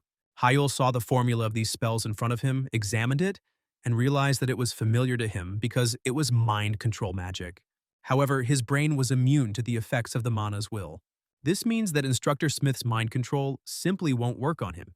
Kayul was glad that he was so lucky. The teacher didn't understand anything yet, and so it was better for him to pretend that the control was working. Then Hyul could figure out what exactly the Black Tower needed. Smith removed his hand from the boy and was glad that the magic had worked. The dragons were the ones who couldn't use AI chips, and who would have thought that a man would stoop to apologizing to him. He brought his face close to Kayul and ordered him to listen carefully. He then gave him the chip and told him that from now on he should always carry it with him and never ask why he needed it, after which he ended the conversation. Hyul agreed with a glassy gaze. After this, the man demanded that the boy tell all the details about his modification of magic. Kayul understood that he could not reveal this in any way and began to feign pain. He held his head, trembled, and the man decided that his subconscious was desperately protecting the secret of his unique magic. Seeing this, he canceled his request. Mind control magic, which targets the opponent's brain, is a spell that can subjugate a person. It is a signature skill for Black Tower mages, and if used by a high-level mage, can even destroy a human brain. This makes it incredibly dangerous, and also places it on the forbidden list, and as Hyul showed, a person can resist control to a certain extent. If the subject was something that was especially important to him, trying to tighten his control could lead to the destruction of his mind. And since the man gave in so easily, it meant that Hyul's modified magic was not their ultimate goal. Smith complained that the boy's magic was irrelevant to their boss's plan. He himself would gladly sell its secrets, but he could not fail the mission for the sake of fleeting desires. He snapped his fingers and said that then they would just wait until the mission was over and he would still get the information he needed. Kayul suddenly came to his senses and was surprised, and the man asked if he was okay. He seemed to have withdrawn into himself during the conversation and was apparently very tired, so they decided not to disturb him and let him go. Kayul agreed with the teacher and said goodbye to him. Smith turned and walked away, soon disappearing into the crowd. Behind his back, Kayul looked at him angrily. He walked past students who were discussing what they wanted to eat, suggesting going to the cafeteria and reminiscing about yesterday's classes. Hyul sat down on a bench near the academy and looked at the chip in his hand. He realized that these were illegal artificial intelligence chips called the EU chip. It was obvious that they wanted to frame him by making him appear to be a user of a banned artificial intelligence. In this way, they tried to drag his reputation into the mud, calling his smile true hypocrisy. Instructor Smith himself had little reason to go so far, since their relationship, although strained, did not require such measures. So there must be someone who ordered this from the Black Magic Tower. This would explain a lot because, for someone constrained by thoughts and limitations, such a thing is hardly possible. Therefore, there is a high probability that one of his brothers or sisters was behind this. They wanted to hit his reputation in order to finally eliminate him in the race for the place of the head of the family. Minji had never been particularly active in power struggles and had no motive to organize such a thing. Minhyuk was interested in the leader's position, but he wasn't low enough to plan it. The guy most suspected the remaining two, who might have been acting together. He thought he could confront the instructor and find out everything directly, but he decided it was too risky, since the Black Tower would not forgive information leaks. Besides, the instructor might not know the identity of the customer, and then he would become a scapegoat, in which case the guy would only attract unnecessary attention from the Black Tower, which is extremely disadvantageous in the current conditions. After some time, Hyul came to another building and took the elevator up. When he reached the right room, he met Kim Kan-un. He turned to the guest and asked why exactly the guy wanted to see him. Hyul remembered that this man was the Lord of the Blue Magic Tower, and his greeting today was colder than usual. But Hyul had no other choice. Kangen says he's a bit busy right now, so this is the perfect time. But Hyul decides not to retreat, because another chance may not present itself. Perhaps the man is busy with something, which is why he has been on edge lately. The guy asked if he had interrupted his research, and he said yes, because he was studying an unusual mana stone.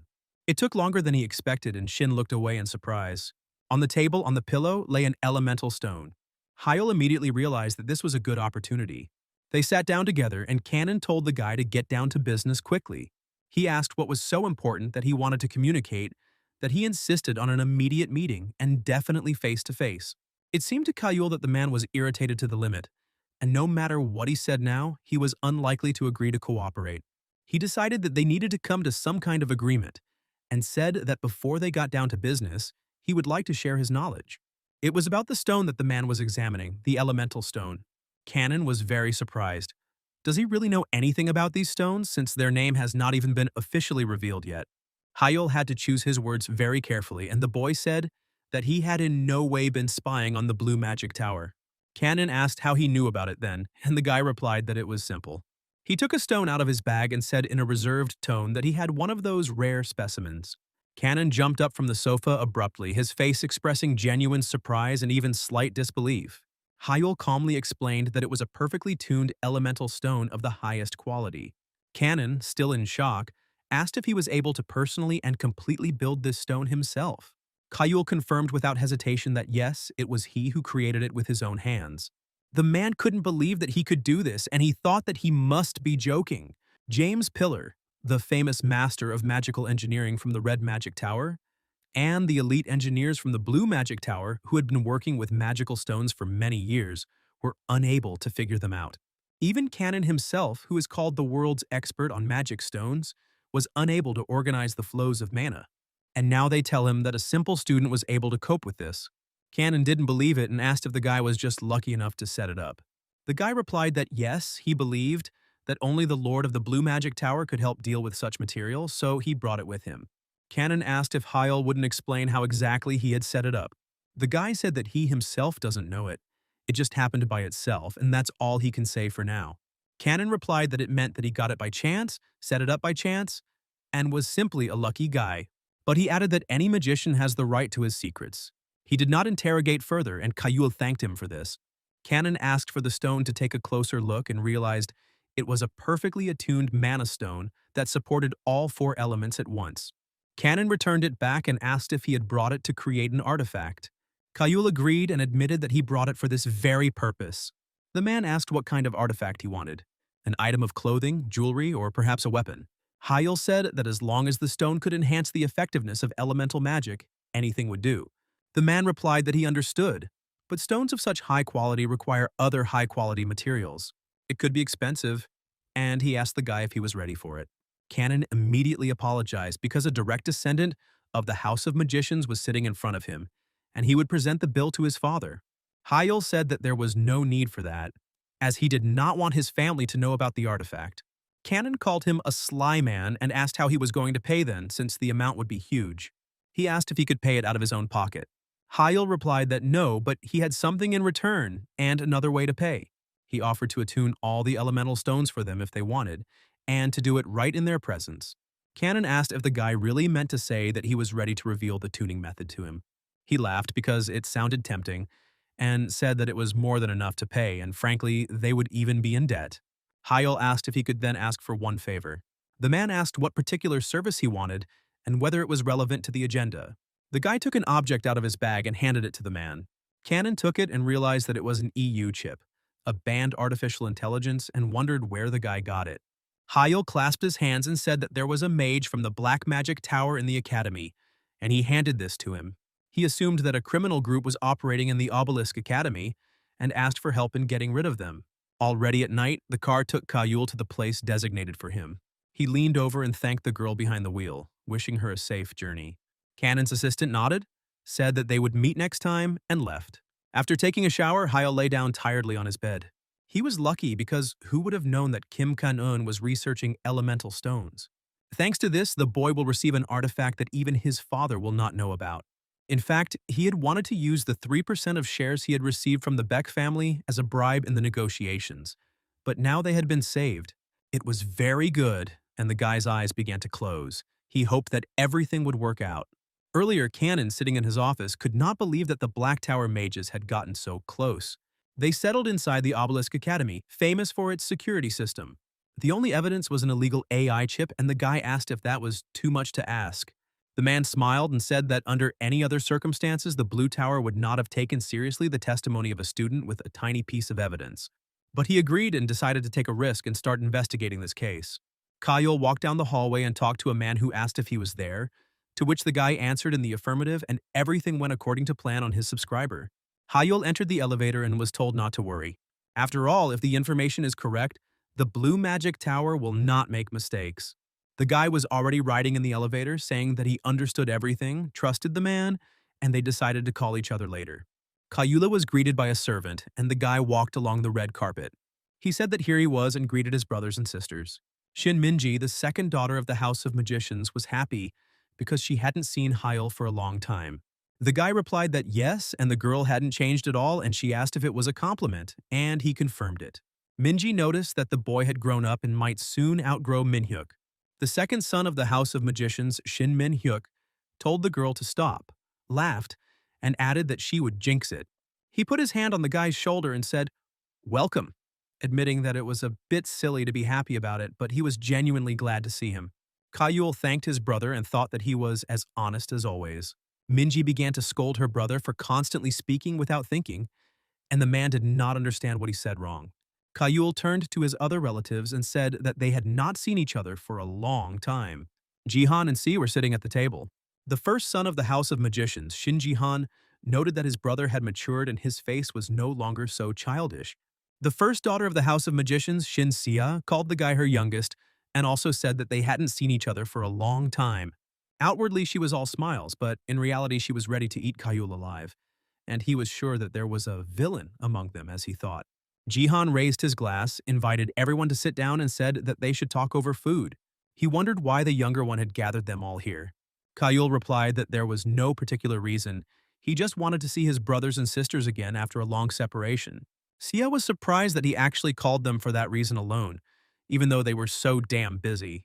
Hyul said he was sure that even if he had not set up the meeting, Sia and Jihan would have done so anyway.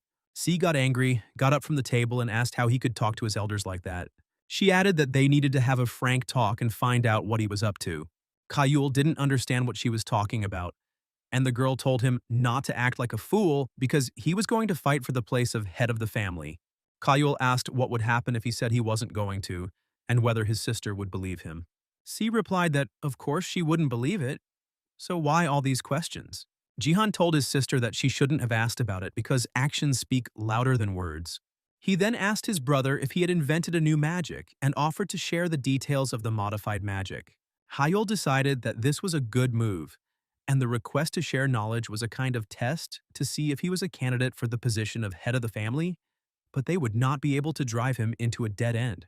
He pretended to be a sweet boy and said that it was a secret and his only hope.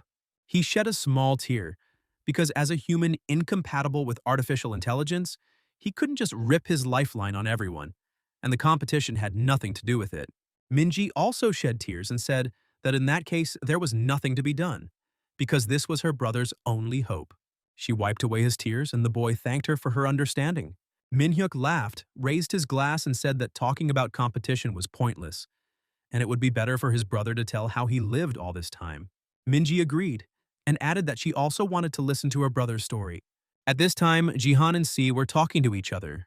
Minji, Minhyuk, and Hyul were happily chatting with each other. Hyul looked at his watch and realized that enough time had passed. Suddenly, everyone received a message on their phones from a stranger. Nobody understood what this message was and what kind of emergency had occurred. Sia was surprised that this happened now at such a time. An emergency contact in the breaking news reported that a connection had been confirmed between someone from the Obelisk Academy faculty and the Black Magic Tower. The second son of the famous Smith family from France, Lang Smith, has been arrested. And this has been confirmed by Kim Kang-yoon's secretary from the Blue Magic Tower. Hyul immediately noticed the face of his older brother, who was already putting away the phone. He realized that this was exactly how his brother got caught. He remembered the look on his face when he deleted the message and wondered if he had done it himself. Hyul sat on the street and they told him through his earphone that everything happened just as he predicted. He had read the news that Smith had changed the settings of the survival test equipment, and if the girl hadn't happened to look in, the scale of the disaster at the test scheduled for Friday could only be imagined. Cannon asked how Hale knew that Lang Smith would interfere with the test preparation. Hyul replied that it was a logical conclusion based on the information received. Considering that Lang Smith infiltrated the academy, he probably did it for a specific purpose. Also considering the time period for which the mind control magic was cast. And the date of the survival test exam, scheduled for Friday, was easiest to sabotage by damaging the equipment. Usually all equipment is checked one day before the exams, so the ideal moment to break in was right after the check. And just today, on Thursday night, Jansu came into the room. Hyul asked the people from the Blue Magic Tower to monitor the equipment room while he was meeting with his brothers and sisters. Around this time, the representative of the Black Magic Tower should have been caught. In the end, Instructor Smith was indeed caught. Hyul also found out that it was Jihan who maintained contact with the Black Tower. By making sure that no one would know about his involvement, the guy got the information he needed with minimal risk, and it was a flawless operation. The only downside was that he only received circumstantial evidence confirming the connection between his brother and Instructor Smith, but he was unable to obtain anything substantial. Cannon said that he tried to help, but in the end it was Hyul who helped them, and the reputation of the Blue Magic Tower increased dramatically because they were the ones who dealt with the situation. He added that he would repay the guy someday, and he replied that he would not refuse. Kangan admitted that he liked his sincerity, but he had to go, so he hung up. Hyul thanked him for his work and decided that was the end of it. But suddenly a huge explosion thundered behind the guy. He was thrown to the side, fell, and did not understand what was happening. A figure emerged from the cloud of smoke and called out Kayul's name several times. It was Baeksa Hyuk, whose eyes were burning with madness, and he, as if having lost his mind, wanted to take the guy's life at any cost. Hyul stood in complete shock, not believing his eyes when this ruthless and dangerous opponent appeared before him. Without thinking or realizing the consequences, Baeksa Hyuk threw a blazing fireball towards the boy. Hyul was amazed at the incredible speed with which his opponent was now able to cast complex spells. He, acting almost instinctively, used resonance magic, creating a shimmering water shield in front of him. But Sahyuk's attack was too powerful, and it was clear that the water shield would not be able to withstand such a strong blow. Holding one hand with the other, he used a static water shield. After that, unable to bear it any longer, he jumped to the side. The fireball touched the ground and burst into a huge explosion. Hyul looked at his hand and realized that he had not been able to completely avoid damage. It was wounded. Sahyuk laughed and told the boy to feel the difference in skills between them. He called him a defective piece of trash and asked if he was showing off. Kayul looked at the youth and could not understand what was wrong with him, because his eyes were bloodshot. Even the skin turned red and saliva came out of the mouth. It was a reaction as if he had taken the illegal drug Berserker. This drug forcibly accelerates the magic circle, but at the same time, the blood vessels begin to burst, and it was named so because the user looks like a real Berserker. But the worst thing is that the person will be ready to fight until he falls dead. Hyul thought that the scarlet flashes of mana were the third circle spell, Flame Infection. The guy didn't have time to come to his senses before Sayuk was already standing in front of him, grabbing his hands. Kayul tried to fight back and called him a crazy psycho, and the guy replied that he was completely fine and that everything had finally fallen into place. His eyes were shining like a madman. He laughed and said that now Kayul would die. After that, he put his hand on the guy's chest and used Flame Infection. Hyul couldn't take the blow and fell down, and Sayuk stood over him and laughed. But when Sayuk saw that he was alive, he was very surprised. He covered his face with his hands and realized that the guy had blocked his magic twice. But he didn't understand how he could do it because he was defective and how he dared. He asked the same question several times and then shouted. Suddenly his mood changed. He became calm and thought that this was perhaps probably true. Hyul stood up and realized that everything was as he expected. The guy was in a stage of emotional instability, which is definitely a berserker. But something still didn't add up. The power of that magic was such that no matter how much berserker a person took, it was impossible to increase the magical power to that extent. Hyul thought that perhaps it was worth testing this and decided to cast a spell on the wind. He used the air spear spell and several birds made of wind appeared around him. Sahyuk looked at them calmly at first, not understanding what was happening. And then he asked what kind of magic it was. His eyes filled with anger and he used fire magic. Kyle said that he was certainly a good man for dodging the spear, but he noted that he found himself with magic near his feet and said that the guy needed to be more careful. And now, before Sahyuk could react, the boy used airstrike. Just a couple of seconds later, Hyul was glad that he had hit the target. But Sahyuk started using fire strike even at this distance. It was the magic fire shot, and it was about to reach Hyul's face. Sahyuk put his hands out in the shape of a gun, shot fire, and told the boy to die. Fire pellet is known for being much more powerful at close range, but its range is only 7.74 meters. Hyul decided that if he jumped, he might be able to dodge. Fireballs were flying around him from all sides, but he dodged. Hyul asked the guy if he really hated him so much that he even implanted himself with an illegal EU. Sahyuk laughed like crazy and didn't understand what chip he was talking about and what kind of nonsense he was talking about. Hyul realized that the boy seemed to remember nothing and realized it. Sahyuk said he doesn't need tricks to defeat trash like him. He ordered them to stop talking nonsense and humbly accept their fate. Hyul said that the EU chip is capable of strengthening the user's body and adjusting formulas, but it is outlawed because it affects the strength and range of damage too much. Sahyuk continued to scream and didn't understand why he suddenly needed to worry about this. Hyul said it was ironic since he had recently been studying exactly what had to do with structural changes in mana circles and their influence on magical formulas. Thanks to this, the boy became very sensitive to changes in magic related to the strengthening of mana and the acceleration of circles. I don't know if it can be called luck or not, but he really did have an epiphany thanks to the illegal chip and the berserker. Hyul put his hand forward and said that he would not thank her, because he was more concerned about whether he could finish this before dawn, after which he used resonance magic. An extra-level chip allows a person to use magic one ring higher than their current one. Over the past few days, the guy has studied a huge amount of information on this topic, including in Adrid. The problem was the penalty. Hyul tried to implement the spell in a similar way, combining the flows of magic circles to speed up, but it had negative consequences for the mind and body. The time until a penalty was received was 3 minutes, which was too little time for a second-round master. After that, the circle couldn't pump mana for 12 hours, so you had to think 3 times before using something like that. Sahyuk shouted at the boy that he was muttering under his breath and was probably scared, but he replied that he would only have 3 minutes. He thought and decided that this time was enough, sat down on the floor and used the magic earth needles. The asphalt began to crumble, a huge crack appeared, from which many spikes burst forth. Sahyuk didn't have time to jump back and one of the spikes pierced his leg. He immediately realized that this was the magic of the third circle and he couldn't believe that such a guy could have such power. Kayul just smiled and didn't know how to explain it. Sahyuk got out of the trap and screamed for the boy to die. Hyul noted that he was not only a bad sorcerer but also used tasteless curses, after which he used a water shield. When fireballs were thrown at him, Hyul easily stopped them with water magic. Sahyuk laughed, calling the guy an idiot and assured him that he would parry again like last time. He wished for it to burn to ashes, but immediately a water hurricane appeared. Sahyuk was extremely surprised and did not understand what it was, and the guy suggested that he first think before reasoning. Kayul noted that in his place, he would have immediately understood that the water shield differed in level, just like the earth needles. Now Sahyuk's magic couldn't even touch him. Sahyuk started shaking with anger, his eyes turned red, drool started flowing from his mouth, and he ran towards the guy. He stated that since he became stronger, it means that he must have used another doping drug, and that it was only because of it that he was winning. Kyle declared that it was all over and the guy should not expect mercy because he asked for it.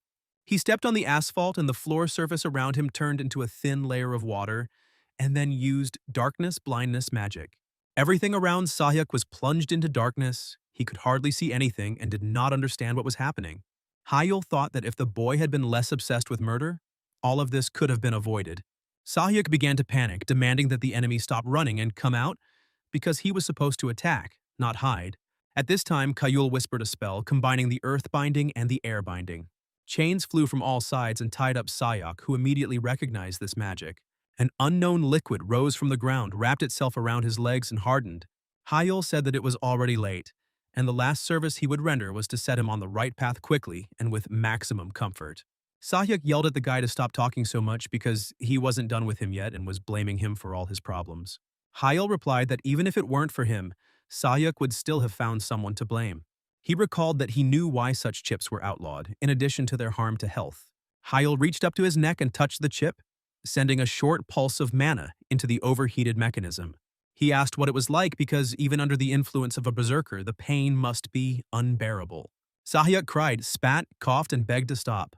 Kayul explained that the overload of artificial intelligence and the body leads to the fact that it cannot withstand even the slightest external influence. He thanked him for his idiotic behavior because now the Beck family would pay in full again. This time the stakes were even higher than last time. 30, maybe even 40% of the income from the magic stone mines. The guy said goodbye to Sahyuk and thanked him for his contribution to his money tree. Multicolored loops appeared on his hand and he placed his palm on the chip. After that, Sahyuk's body was pierced by a sharp pain that he could do nothing about.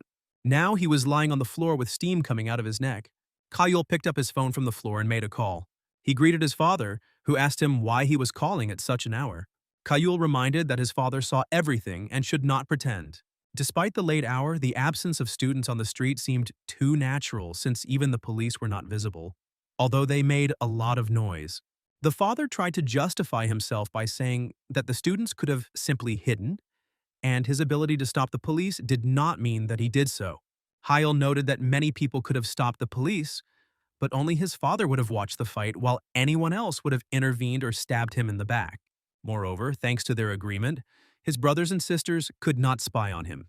In-hyuk laughed and admitted that his son was right and it really was him.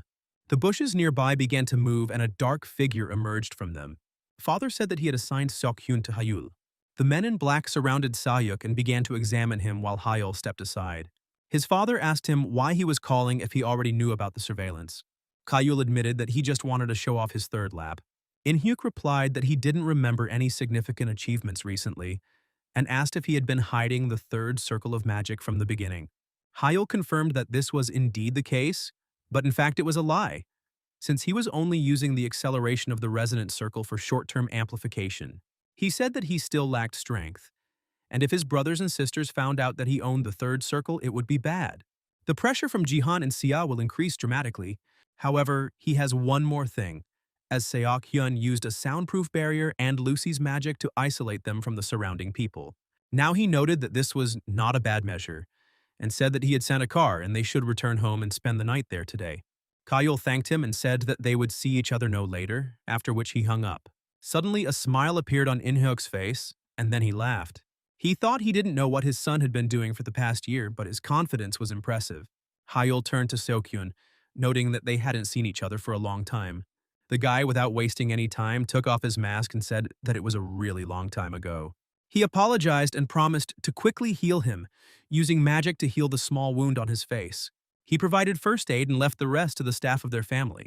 Hyul thanked him and said that then they needed to deal with the rest of them here. Seok-hyun put on a mask and said that this matter was unlikely to go beyond the barrier. Jihan stood nervously and straightened his tie. He turned to his interlocutor and asked why everything turned out this way. An unknown man, covering his face and sitting on the couch, asked the guy if he had just finished work.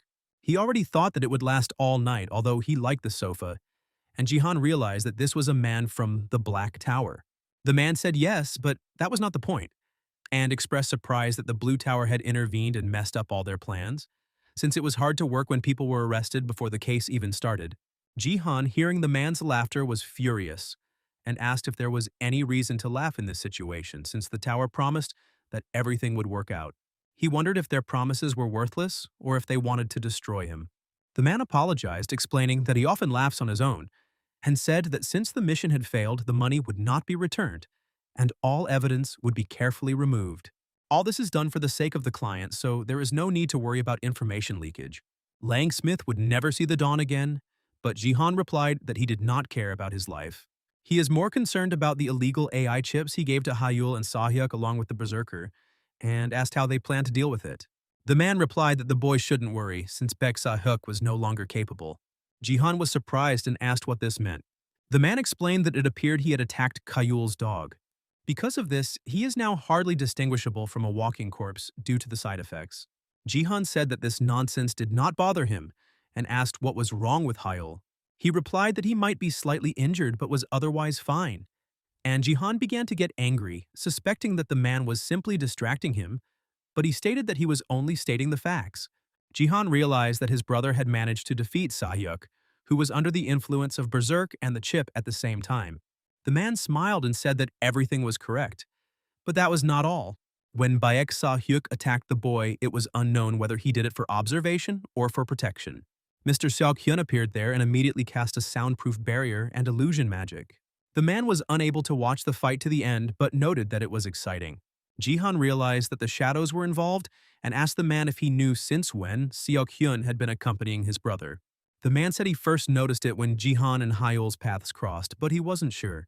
Seok-hyun works directly for his father, and Jihan asked if the man meant to say that the shadow leader was personally involved and why someone like him would be assigned such a thing. If the shadows were involved, they would have to be extremely careful, and it looked like they would have to give up on the idea of getting their brother for a while. He asked the man what to do with the chip he had given to Hayul, but he replied that there was no need to worry. The chip has a self-destruct program built into it, so it's most likely already been deactivated and destroyed. He asked if there were any more questions but received a negative answer. The man walked up to the window and said that he was leaving then, as he had to deal with Lang Smith. He jumped down and said goodbye to his dear client. Jihan watched him go silently and thought that he needed to get rid of all the evidence that could lead Kim Seok-hyun to him. It was easy to break through the protective magic of Jihan's house, so it was necessary to hurry. A few days later, Hayul closed the book he had finished reading in his room. He placed it on the table and stretched. Today, the Lord of the Blue Magic Tower informed him that Lang Smith suddenly clutched his heart and died before the ambulance arrived. The guy knew something like this could happen, but he didn't expect them to be so serene. He thought that at least Seok-hyun was able to properly handle the incident with Sahyuk. A sudden message interrupted his thoughts. His father wrote about the need to talk with the Beck family. To settle the matter, he was offered 43% of the income from their mines. And his father said that with this money, financing the overseas business would no longer be a problem. Hayul smiled when he saw such a long message and assumed that his father was happy at that moment. He decided that he was glad of the successful outcome, but now he had a much more important event awaiting him. There are 53 days left until the academic Olympiad, and the whole world is watching it closely. Suddenly, a beam of magic appeared around the guy. He realized that it was a 12-hour fine in glass. Now it is time to reach the third circle. He used magic, opened the book and touched it, preparing to take on the next trials. Just a few seconds later, he disappeared back into the book. Opening his eyes, he did not understand what this dim, empty space was. Another dimension inside the book. Suddenly, a girl appeared next to him, greeted him, and said that he was on the second page of the tests. Her name was Beta, and she was the conductor of the second page test. Hayul wondered if this test would be like the first one. Then the task was given by Alpha, the guide of the first page. It consisted of establishing the final order in the elemental stone. The girl said that the second page tests the mastery of the current mana circles. The details of the test will be revealed as you progress through it, and if successful, pages 32 through 81 will open, containing information about the third circle of mana. Kayul was shocked and did not believe that this was possible. He was surprised that they gave him page 81 at once because he thought that they would give him no more than 15 pages. This, of course, was pleasing, but it meant that the third circle was on a completely different level. Because the circle of the call of the heart and the circle of resonance were already good, but the new one was clearly many times different. The guy waited for him impatiently, but also with trepidation. Beta announced that the tests were beginning and disappeared. A voice appeared and said that he would now tell the student about the second test. Magic circles will appear in front of him, 100 in a row, and he will need to activate them all. When the first circle appeared, he did not hesitate to touch it with his hand. The teacher said that if he could synchronize his circle of resonance with each of them, they would activate naturally. Hyel continued to cast his spell, but suddenly noticed that the circle had changed. The voice said that each magic circle was renewed every 3 seconds, and if he didn't manage to do it in that time, he would have to start over, so he had to be careful. Hyel thought it would be enough to remember the sequence, but the teacher warned that it would change every time. So he realized that this test would definitely not be easy. He took a deep breath and decided it was time to give it a try. After some time, he was already standing in his room and looking at the book. His face was pale and he himself was very tired. His head was almost out of order. It took him 8 hours to complete this, but the record was only 10 laps. Although he gradually got the hang of it, intuition alone was not enough, and a pattern had to be identified. So he sat down among the mountains of books, began to study everything carefully and take notes. The teacher had previously said that Idred was the only book he had written, and if he hit a wall, he should look for other manuscripts. They will definitely help him in his new achievements. Hyel was very surprised to hear that this book was not the only one of its kind, which meant that the time would come to look for new books. However, he did not know their location or even their names. After a couple of minutes, he decided he needed some fresh air and a change of pace, so he went outside. A girl with shopping bags met him near the store. Kayul immediately recognized her as his classmate Adela. They walked a little further together and sat down on a bench. Hyel noticed that they had been running into each other quite often lately. He told the girl that she looked like she hadn't slept all night, and she admitted that she did. She said that she had read an interesting article. Its title was Possibilities of Technical Implementation of Teleportation Magic. Hyul noted that the title was controversial, and Adela agreed, but said he should still read it. She handed him the tablet and he began to read it carefully. At this time, Adela was sitting nearby and drinking banana milk. After some time, Hyel returned the tablet to her and said that it was interesting, but there was one peculiarity. They both said that there was no logical conclusion. These conclusions were based on an analysis of information from ancient manuscripts by Rabel Whitener. Seeing this name, the guy experienced a strong shock. He reread the text again and realized that the structure and content were different. There were a number of theories that Whitener himself had put forward, but the information was superficial and without much depth. Hyul asked the girl who the author of the article was, and she admitted that it was Go Sang-jun. The guy was already in his room sitting at the table and looking for something on his laptop. He recalled the name he had heard recently and knew that this magic researcher was so unknown that there was not even any information about his age or gender. Besides, this article was his only one, and he wondered if the criticism had put him off. This was the maximum that the guy could learn while remaining a simple student. He picked up the phone and started calling the head of the Blue Magic Tower. But Kayul himself was far from an ordinary student. In the Blue Magic Tower, Kim Kang-hoon received a call from Haeyul. The man had been exploring all night long and asked the guy what had happened to him. Kayul replied that he had found one thing that would benefit both of them. These words greatly surprised and interested Kim Kang-hoon. The guy asked the man to help him find one person. After some time, Hyel came to the Obelisk Academy and trained in the training hall. His opponent was Ji Suchin, who tried to fend off the guy's attacks. Hyel used wind magic and several birds flew towards the enemy. Ji yelled at his friend, claiming it was a scam. Hyul didn't understand what the problem was because it was only the first magic circle. Suchan was surprised that the guy was even asking, because in the first circle of magic, this was simply impossible. The guy tried with all his might to dodge and did somersaults. When the windbirds were very close, he used several shields from all sides. Hyel noticed that his friend was eventually able to block the attack properly. Ji Suchin said that now it was time for hand-to-hand combat training. Kyle replied that he was not against it, but he doubted that the guy really believed in victory. With cheerful enthusiasm, Ji said that it was worth a try. Before he could do anything, Kayul ran up to him and grabbed him by the collar. He then used all his strength and flipped his opponent over. Everyone present in the hall was in complete shock. Hyul, looking at his friend, said that the idea was a bad one, because in hand-to-hand combat there was nothing to modify.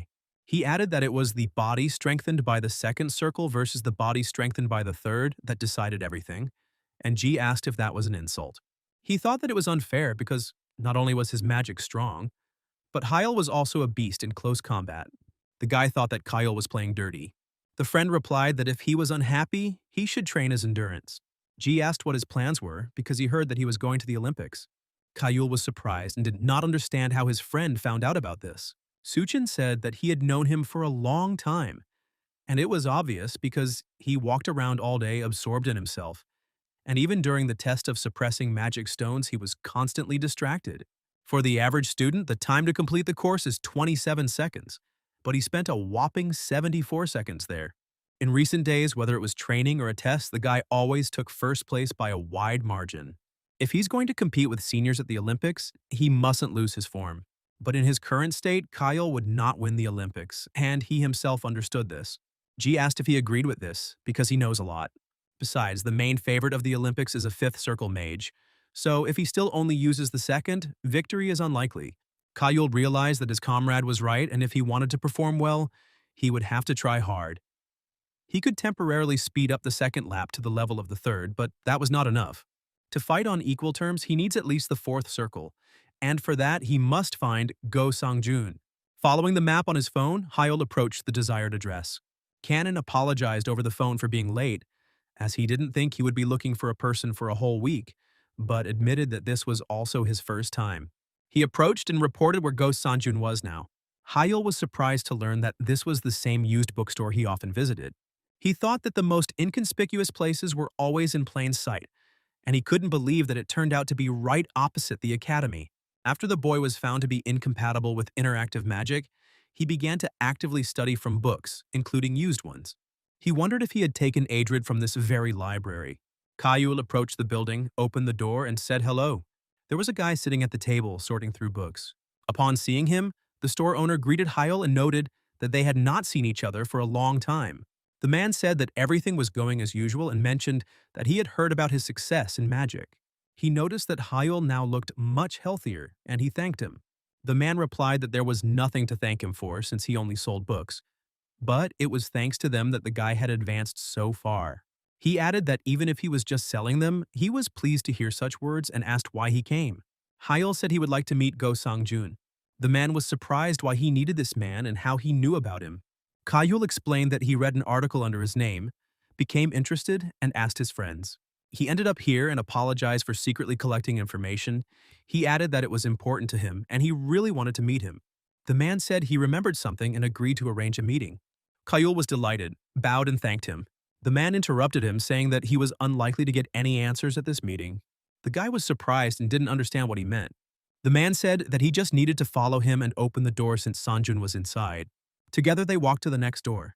The man said that the one he was looking for was right behind that door. And Hyul, opening it, was very surprised to see Go Sangjun. In the room, on the bed, there was a guy with dry lips and a breathing apparatus on his face. An IV was attached to his arm, and the rhythmic sound of the life support machine could be clearly heard. The father sadly stopped in front of his son's bed, who could not move. His face was pale, his hair seemed to have turned gray, his eyes were downcast and closed. Hyul was in complete shock when the man explained that this was his son, Go Sangjun. Hyul asked if he could find out what happened. The man replied that, of course he would tell, since his son had broken a taboo. This was the same taboo that affected all wizards.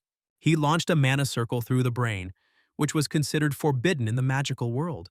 Hyul, hearing this, was very surprised, because it meant that the guy was trying to do the same thing as he himself. He asked why he decided to do something like that.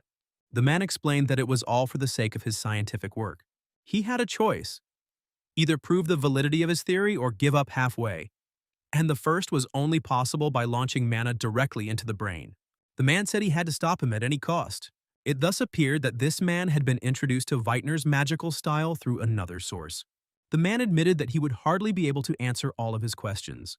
But I am sure that my son would be very happy to discuss his work with the guy. Kayul didn't know that everything happened exactly like this, and he apologized because he shouldn't have started this conversation, realizing that this was a difficult time for the man. The man said that it was nothing to worry about because he knew how strong Hyul's passion for science was. He personally witnessed how meticulously the boy searched for magical literature every day, reminding him of his son in this. The guy approached the seller with a request, if it wouldn't be too much trouble, to let him look at the literature on which his son wrote his scientific work. The man was surprised by his interest in Sanjun's books, but said that they were gathering dust anyway, so it would be better to give them to someone who would benefit from them. However, the man had two requests. If the guy wants to continue his son's scientific work on teleportation magic, he will have to include him as a co-author. Kyle replied that of course he would do so, and then the man moved on to the second request. Whatever the boy read, he shouldn't try to run a flow of mana through his brain, and Hyel promised to take that into account. The man led him into his son's room and said that this was where he had studied and left his books. He noted that these were probably the ones the boy would need most, and pulled out several volumes. Suddenly, Hyel's attention was drawn to a very strange book. A second later, she fell off the shelf, which made the guy a little scared. He looked at the book and realized that it reminded him of Adrid. While the man was collecting other books, the boy asked what the volume was that had fallen out. The man said that Sanjun often carried it with him, as if it contained something important. He added that the guy could take it. Perhaps the object of his interest would be found there. Kyle thanked him and opened the book, finding the same horrible handwriting inside. He realized that she and Adrid clearly had the same author. Hyel asked the seller if he could take the book to read, and the man agreed, saying that he could take whatever he needed. Hyel was delighted and thanked the man. Then he asked if he had ever come across a book with the same handwriting or a luxurious red hardcover book. The man said that he did not remember anything like that because luxurious books were rarely found in their modest library. Hyel didn't understand where Sanchun got it from then. He wondered how Adrid had ever fallen into his hands. Already in his room, he sat on the bed, looking at both books and thinking that he had dug through the entire library, but only this one looked like Adrid. Even finding one such book was a success, and the guy was happy. When he took both books in his hands, a spark passed between them and light appeared. The guy was shocked and didn't understand what this glow was. Suddenly, the book opened. Magical flowers and objects fell out of it, and a voice said that he was bequeathing this book to the rightful owner of Adrid. Hyel realized that he was being pulled back into the book. The voice said that this book was named Mimir, and the boy should enjoy its contents with all his heart. Before he was carried away, he realized that it was the teacher's voice, and he was pulled back into the book dimension. He woke up in an unknown room with a teddy bear sitting next to him. The guy looked around and didn't understand where he was. Suddenly, someone came up to him from behind and touched his neck with a small hand. When he turned around, he saw a little girl, happy that he had been caught, and welcoming him into the Mimir book. Kayul looked at the stranger in surprise and asked who she was. There, smiling cheerfully, she replied that she was Mimir. She explained that she was responsible for a dimension called the Mimir Well. The girl extended her hand to the guy, said that she was glad to meet him, and called him her successor. Hyel asked what the Mimir Well was, and the girl explained that this was the name of this library. Rabel Whitener specially prepared this place for his successors.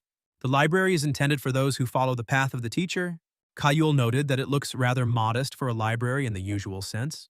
The girl explained that this was because his achievements were still modest, and the Mimir Well was capable of expanding depending on the level of the successor. Judging by the current size, the guy didn't even pass the second page test. After this, she asked the guest to address her informally. She added that they would see each other often, and formalities would only create unnecessary discomfort, so they should switch to informal terms. Kyle smiled and agreed with her words. The girl noted that he was quite good, since he managed to find her already on the second lap, and this was amazing. Hyel asked what was so significant about him finding her so quickly, and she replied that it meant he would be able to safely reach the fifth circle right away. Hearing this, Kayul was shocked. Already the fifth circle, how is this possible? Mimir began to cast a spell and flew into the sky. A book slid out of one of the shelves and flew towards her. The girl handed him a book and said that he should read it, and then he would understand everything. Hyel opened the book and realized that it was resonance theory in all its details.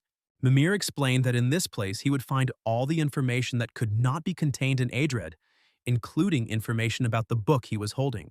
The guy asked why not just include it in Adred.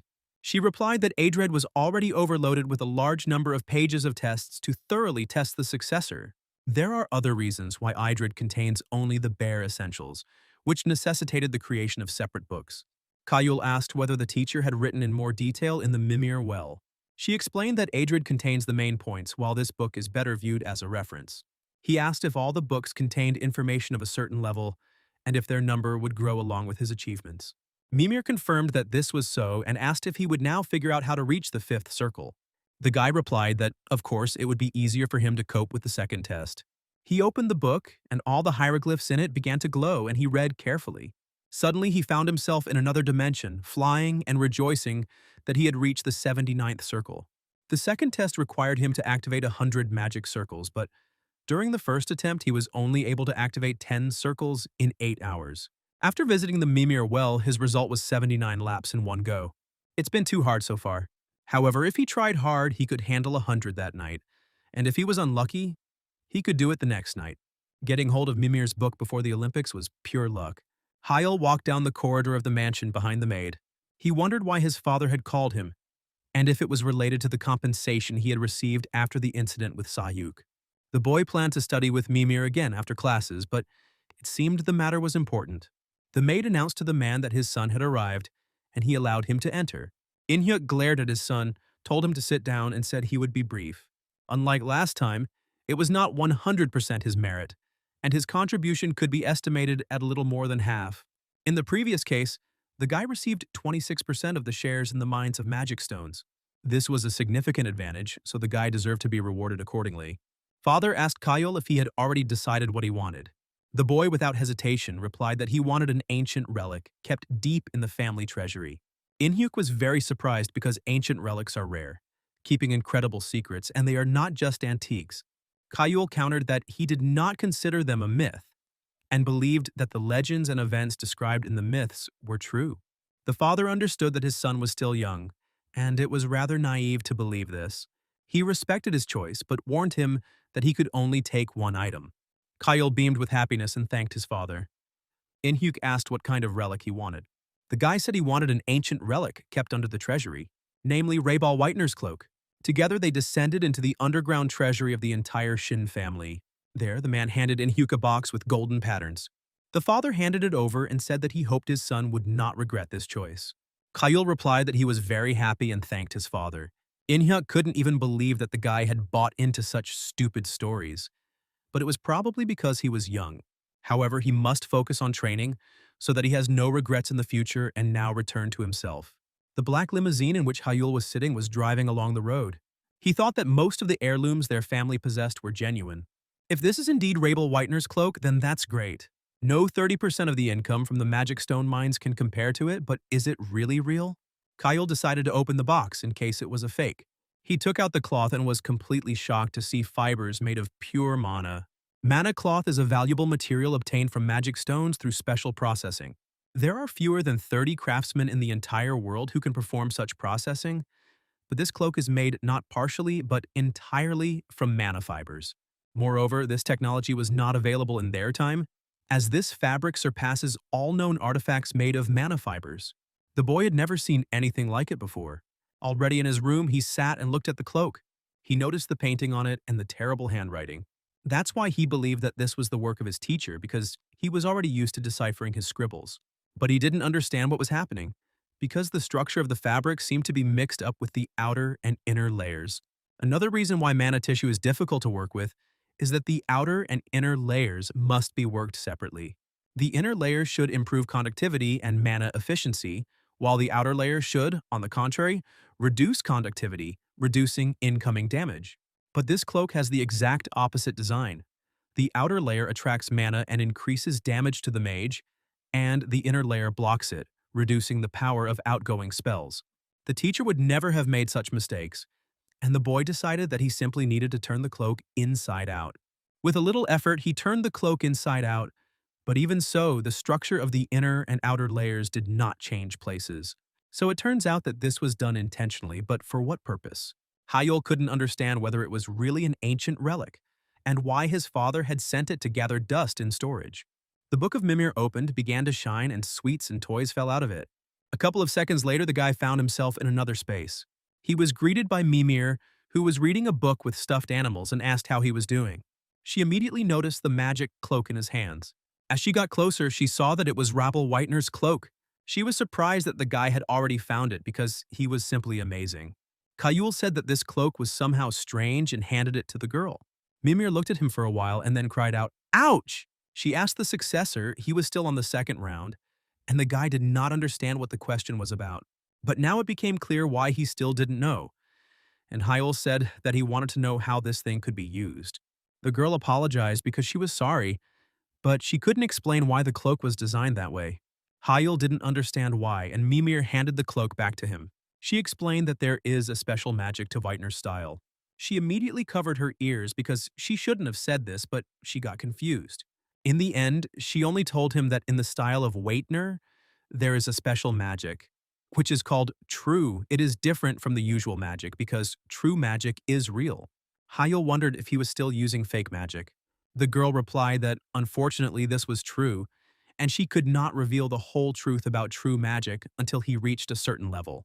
Kayul rubbed his chin and asked if this was some kind of limitation. Mimir replied that yes, this cloak was an artifact created to aid in the creation of true magic. The boy asked if this meant that Mimir would not tell him anything about her, and she noted that he was a quick learner. Hayul asked what level of circle he needed to get an explanation about this artifact. Mimir was silent for a moment, and then said that he needed the fifth circle of magic. More precisely, mastery of the fifth circle to open the fifth page of tests. After all, the magic of the fifth circle of the Whitener style will shine even brighter from this level. Kyle was making very good progress, and now it's the 98th circle, the 99th.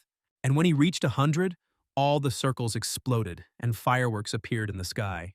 Kyle was happy because he finally succeeded. The teacher congratulated him on passing the second test, which must have been quite tiring, but the boy had worked hard. Now the teacher was going to teach him how to weave the third circle of magic. The third level of the Whitener style is called the Circle of Interaction. Hayul sat in his cloak and closed the book, because he had successfully passed the second test. And now it is time to create the third circle of magic. If he hadn't had the cloak and the Mimir well, the second test would have taken much longer. The night before, in the Mimir well, the girl said that the boy needed the magic of the fifth circle. Kayul, having heard all this, realized that he had no choice. Until he becomes a fifth circle master, he will have to put this thing on the back burner.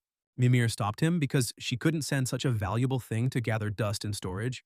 But the guy didn't understand how to use it, because the outer and inner layers were mixed up and would only get in the way. Mimir took the cloak and said that it allows one to prevent mana from leaking out by locking it inside, which will allow the boy to reach a state of mana overload. If he has an excess, the circle of infinity will rotate even faster, which means the mana filling his brain will also increase. In other words, he will be able to get rid of fatigue faster, and the same applies to physical exhaustion. Hayal replied that he realized that wearing a cloak would reduce his sleep time. Mimir said that with this cloak, you don't have to sleep at all anymore. Kayul was surprised. Did he really not need to sleep at all? Mimir confirmed that this is indeed the case, adding that if you wear it for at least 5 hours a day, it will quickly reach its peak. And that's just one of the side effects of the cloak that might not be worth sharing with your successor. Hayal said that he would definitely reach the fifth circle as quickly as he could. The girl told him that this work only works on the successor, and for an ordinary person, it is poison. And the guy replied that he understood everything. With such a cheat item, subsequent tests would be a piece of cake. And so 2 days later, he was sitting in his room. He was so close, but there was still a feeling that something was missing, and he thought that he would soon understand how to reach the circle of interaction. The circle of interaction, the third circle of the Whitener style, allows one to interfere with the spell-making process of others.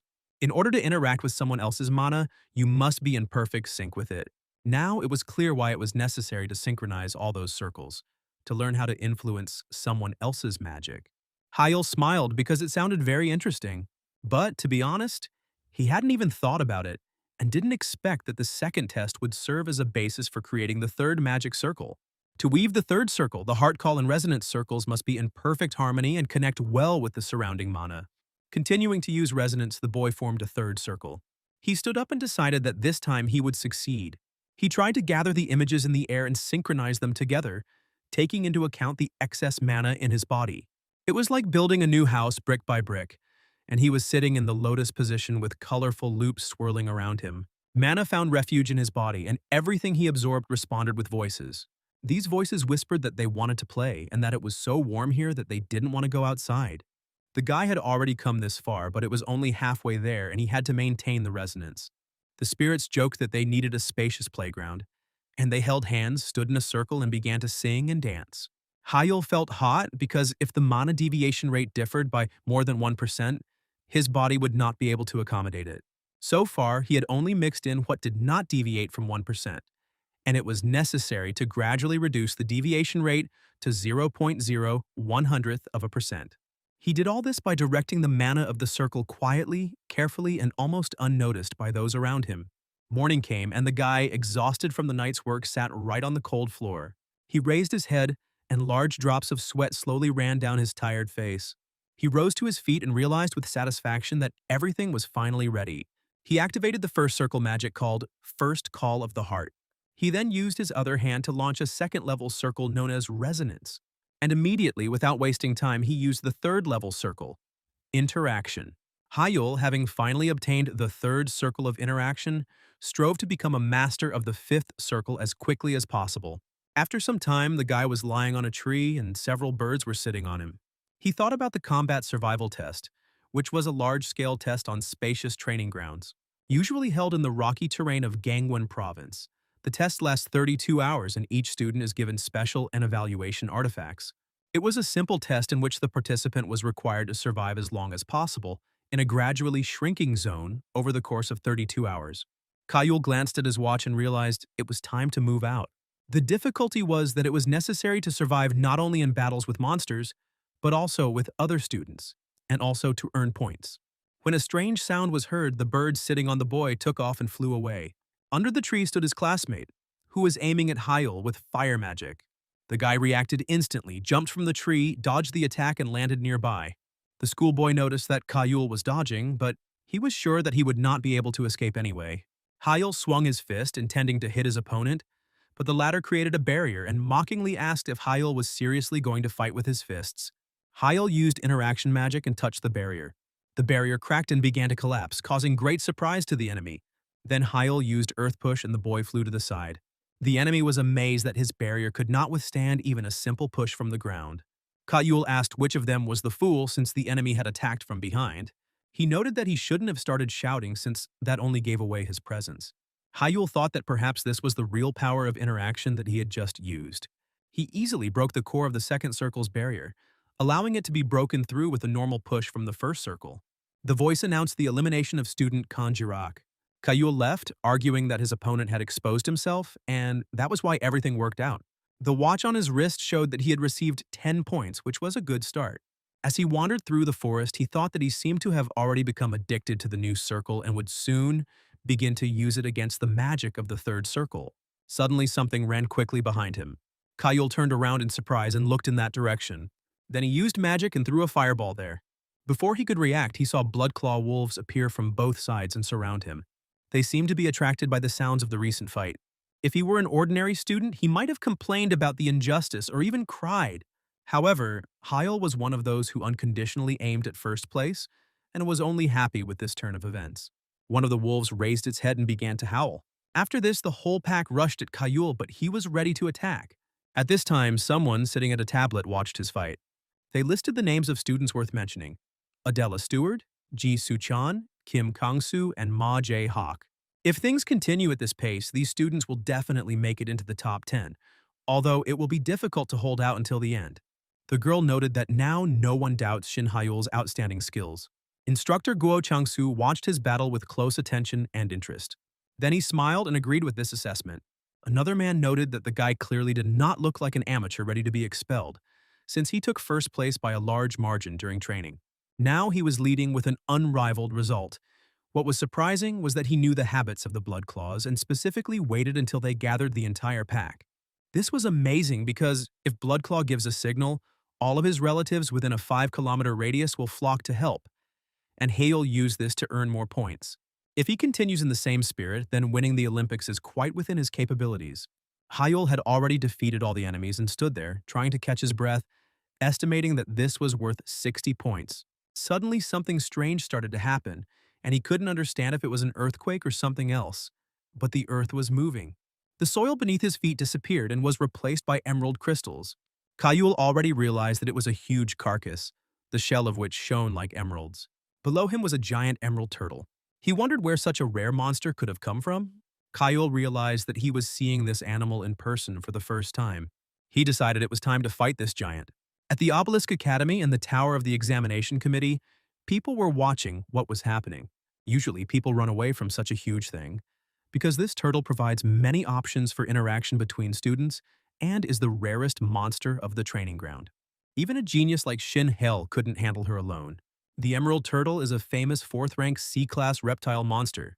She has incredibly high defense stats and is the natural enemy of all wizards. The turtle screamed loudly, stuck out its tongue, and rushed towards the guy. For killing such a monster, you get a huge amount of points. Hyel skillfully dodged the turtle, jumping to the side. Suddenly, the monster began to wave its long tail. Hyel reacted instantly and put up a magical barrier. However, the monster's blow was so strong that the barrier cracked. The woman who was watching the fight noticed that he was using the barrier as a support platform, but it couldn't hold up, because the Emerald Turtle is an opponent that is too much for even many six-circle mages. Hyel jumped back several times and cast the Flame Volcano spell. After that, he jumped to the side, wondering if the attack would work. But the turtle stood firm, uninjured, and screamed furiously. Hyel realized that it would be extremely difficult to defeat such a monster even with the 5th circle, and began to run away. He couldn't understand if the monster was so fast because of the mana in its body. Running further and further, Hyel came up with a brilliant plan and decided to try it. He sat down on the ground and began to cast a spell, strengthening his leg. When the turtle tried to attack, the boy jumped aside. The force of her head's blow is capable of shattering a century-old tree in an instant, and if you miss even one such blow, there won't be even a trace left. However, simple errands would not bring victory, so it was necessary to fight. When the turtle attacked again, he used the magic barrier again. He noted that the monster's power was truly enormous. Realizing that he had underestimated the enemy and would not be able to block the next attack, he used resonance magic. Such a face-to-face confrontation will disable the monster for a period of time while it recovers its strength. After waiting for the right moment, the guy immediately used wind magic. He remembered reading a picture book as a child that said the emerald tortoise had weak ligaments for the speed it could achieve. So immediately after the attack, she loses mobility to relieve the strain on the ligaments, and now was that very moment. It was a chance to win, and he used the ice spear spell. Everyone watching the battle was in complete shock. Hyel just activated the interaction and struck the turtle. She screamed and blue blood gushed from her mouth. The monster fell on its back, splitting its emerald shell, and a huge hole gaped in its stomach. Tired Kayul was breathing heavily and was glad that he had managed to win. They announced that he would receive 10,000 points. Inyuk sat in his room in front of a huge screen and watched his son fight. Although the emerald turtle is particularly vulnerable to ice, the boy managed to overcome it with a 3rd circle spell, which seemed incredible. Seokyun apologized and admitted that he himself did not understand anything. Apparently so, but the monster must have natural resistance, and the ability to obtain food is an important condition for the survival test, and the guy learned this instantly. In-hyuk said that he didn't raise his son to be a weakling. Seokyun asked if he could ask one question. Why is Hyel acting so brazenly? If Jihan or Seiya sees the broadcast, it will be considered a challenge. In-hyuk responded that in the past, due to his limited abilities, his son dropped out of the race for the position of head of the family.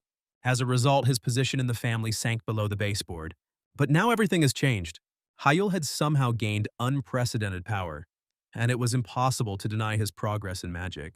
A few months before the Olympics, he asked for protection from the threat of his brothers and sisters. Therefore, Hyel can afford to stand out and do extraordinary things. This way, he will attract public attention, strengthen his position, and quickly increase his power. This is necessary so that after the end of the protection period, neither Jihan nor Sia pose a threat to him. Meanwhile, the guy was frying turtle meat over the fire and seasoning it. On the first day of testing, fights are prohibited between 11 o'clock in the evening and 1 o'clock in the morning. The boy knew it was for safety reasons, but he felt that by making things easier for the students in this way, contrary to the original rules, they would learn little. Previously, the training of mages in some countries was quite brutal, so this change was necessary. This time, they allowed him to take his magical equipment with him, which meant that Hyel could get rid of his fatigue with the help of the teacher's robe. Hyel decided that the meat wasn't so bad and had a bite. After eating a few pieces, the guy was glad that he was full. Suddenly, he heard a noise from the side and turned around. Adela and Suchin stood there, no less surprised than he was. When they all sat around the fire, Hyel asked how it happened that they were wandering through the forest together. Adela said they bumped into each other right before the break and had a little argument, and Ji said the girl brutally hit him. Hyel suggested that after the battle ended, Suchin simply crawled towards the enchanting aroma of food, and the guy confirmed that this was exactly what happened. He smelled this divine scent and asked Kayul if he would treat them. Hyel said that it was his food, but Adela and Suchin reminded him that there had never been a concept of yours and mine between them. Kayul agreed after all, since he would have thrown away the excess anyway. Suchin took a huge piece of meat and noted how delicious it smelled, and Adela also ate and thanked him for the treat. Together they ate with appetite and understood how delicious the dish was, and Hyul felt like a chef. Adela asked if this was honey bear meat.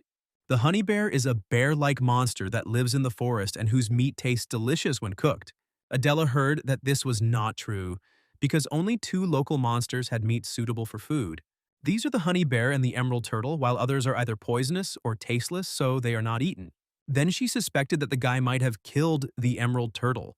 Kyle replied that this was exactly what happened, and he had done it during the day in the west.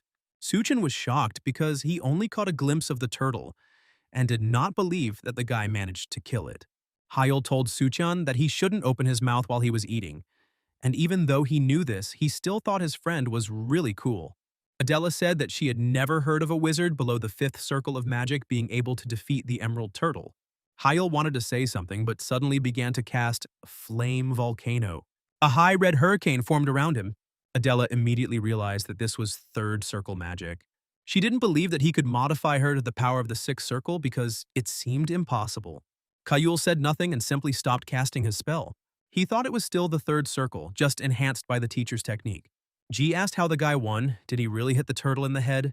But he replied that he simply pierced its shell. Suchin didn't believe it, but Hyul insisted that it was true. Surely the recording taken by the Academy's drones has been preserved and can be viewed after the tests are completed. Although Hyul assumed that the guys would see her first. After all, tomorrow they will fight honestly and fairly. G shouted that he would win, and Adela wished him luck. She added that she also had something she wanted to show him. At dawn, the 2nd day of testing began. There were 2 hours left before the survival area radius would shrink, and there were only 4 left in the game. Everyone was wondering who would emerge victorious in this fight. Kayul was walking through the forest and suddenly heard some rustling. He turned around and used wind spear magic. All the spears flew in one direction where a ball of smoke formed. Some guy said that this is not just a rumor but a real supernova. His classmate stood on the shield above Kayul. He immediately landed and tried to hit the guy with his huge fist. Hyul noted how fast his opponent was, and when he kicked him, he dodged, falling to the ground. This guy, the magical windcutter, only created the appearance of danger, but the real threat came from his close combat, and his roundhouse kick missed the target by a millimeter. The guy told Kyle that he was unlucky to run into him. It was a melee specializing wizard, Ji Sangwok, but Hyul apologized and said he thought he was lucky. In the past, Sangwok easily defeated one guy. The girls whispered that he was handsome and that body enchantment was a really powerful thing. Among second years, he was among the top in 2 martial arts. He was also an expert in body enchantment, and he was clearly not someone that interaction could help against. Then Hyul also decided to use the combat skills from the body enchantment. Sangwok noticed the frequent direct confrontation and said it was cool. The committee announced that it seemed that both students had chosen the combat magic of body enchantment. In this fight, Sangwok was definitely the favorite, the man asked. Among the second years, his combat skills were undoubtedly the best, as he had won the junior national competition using body enchantment. The professor said that, however, given Hyul's fight with the emerald turtle yesterday, his potential was immeasurable. Sangwok actively tried to hit the guy, but he dodged. Hyul wasted no time and used his demonic eyes. Now he could see the mana streams of this guy, and it was concentrated right in his fist. And then she immediately jumped to the knee. So it was going to be a kick, and Hyul used a shield. The blow to him was very heavy, but if he uses the barrier to pin the guy down, then everything will work out. Immediately, the defense shattered into pieces, and Sangwok flew back. The guy was surprised when he saw that Hyul had completely destroyed his own barrier. He had never seen such magic before and thought that it seemed like the genius magician had really returned. Sangwok began to worry because these were clearly not just simple rumors. But now things were getting much more interesting, although Sangwok had his own pride. And he had no intention of losing in close combat. Kayul waited for the moment, understood that this was his chance, and gathered mana in his fist. He swung and hit the guy, but he defended himself by crossing both arms. The commission was shocked because the guy was able to block the blow. After that, Sangwok swung his leg and Hyul jumped back. Kayul was shocked that the enemy managed to react because his combat sense was quite good, but he lacked common sense. If he had disguised the flame throw in a power attack, even using the barrier, both hands would have received serious damage at the last moment. Kayul approached the enemy with great speed, and the enemy noticed his speed. Sangwok crossed his arms again and got into a fighting stance. Kayul asked if he was still defending himself in this way. After that, he launched a magical attack because the armpit was open. Sanwok thought that the enchantment of the guy's hands was just a feint, since he originally wanted to hit with his knee. He didn't understand when he managed to enchant his legs. Sanwok touched his side and realized that he thought his rib was broken. But he was a real fighter, and he could endure such pain using only willpower. He got into a fighting stance and moved to attack because attack is everything for a fighter. Hyul said that if he relied too much on his strength, his body would quickly break down. Sanwok ignored these words and jumped up to deliver a kick. Kayul managed to jump back and asked if the guy had overexerted himself. Sanwok only had time to put his foot on the ground when a fist was already flying towards him. Kayul hit his enemy's chin with all his might with his knuckles. He flew to the side and hit his back painfully. Now he lay unconscious and Kayul stood and stretched his arm. At one point, the boy concentrated mana in his lower jaw to reduce the damage. Kayul wiped his sweat with his t-shirt and realized that he knew everything, because the guy's fighting sense was incredible. He not only had offensive power but also defense, and Sanwok was clearly a tough opponent. As night approached, the barrier that marked the area for classes narrowed. Hyul looked at the watch on his hand and realized that there were only 3 survivors left. So he had only 2 enemies. And then Adela came out of the dark bushes and said that now was a great time for battle. The combat survival test has come to an end, and there are only 2 people left among the last survivors. Adela and Hyul stood opposite each other and looked confidently into each other's eyes. Sia couldn't believe it, because the broadcast clearly showed that her brother was in the final of the challenge. They couldn't even lay a finger on him, and soon he would stop obeying them altogether. At this rate, the brother would once again become the heir, and that was unacceptable. When she asked Jihan's opinion, he simply remained silent. She turned to him again, believing that he should answer since Hyul had managed to defeat the Emerald Turtle. She wondered how anyone could beat her at his level, especially on live television, which their father was probably watching. Just like the rest of the family, Jihan asked his sister to calm down. The girl screamed, not understanding how one could remain calm in such a situation. She wanted to say something else but stopped when she saw her brother's gaze. He said he wouldn't repeat it twice. Sia feigned submission and asked for forgiveness, promising to remain silent and begging not to punish her. Jihan walked up to her, stroked her head, and asked what she was talking about. He saw no reason to punish her. After all, they were brother and sister. Seiya sank to the floor and thanked him. And Jihan noted that their brother was very cunning and always seized on good opportunities. Despite the family ties, if he continues to stir up trouble, Jihan will not let it go. A powerful explosion was heard in the forest. Adela used a smart light bullet, deciding that she could no longer be caught off guard since she had watched his fights tens of thousands of times. In that fight, he even used the sun, but now it was night. The moon illuminated everything with its soft light, and today everything was supposed to be different. The girl decided that she would not give him the slightest chance to counterattack. Hyul put his hands forward, creating a small wind hurricane directed at the girl. Numerous arrows immediately flew at him, and the guy tried to dodge. One of them grazed his shoulder, and he realized how dangerous the fire from the moon bullets was. The number of magic projectiles was much greater than in the transfer exams. It was impossible to dodge them all at once, and the girl knew that he was only capable of single weak techniques and was vulnerable to dense magical fire.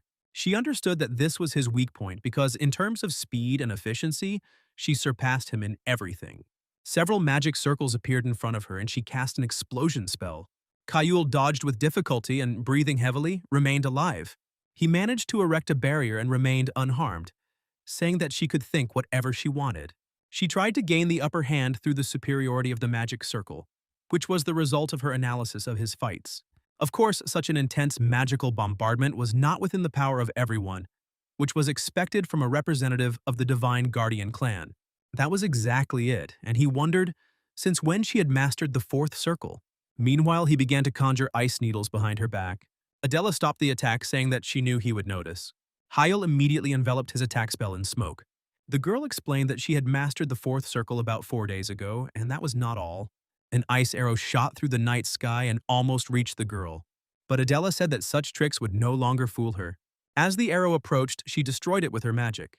Hyul immediately recognized the spell and realized that she not only had the 4th circle but also heart guidance, which was excessive. Heart guidance was the secret magic of the noble French steward family. It was a special detection magic similar to the red eyes of Kim Kan-yoon, the lord of the Blue Magic Tower.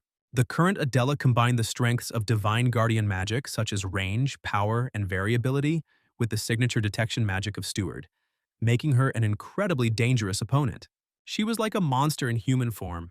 The guy had to give it his all. Adela decided that she would no longer give the enemy any favors. She remembered the magic he used to defeat the Emerald Turtle and wanted to see her again. At that very moment, several arrows flew towards Kayul.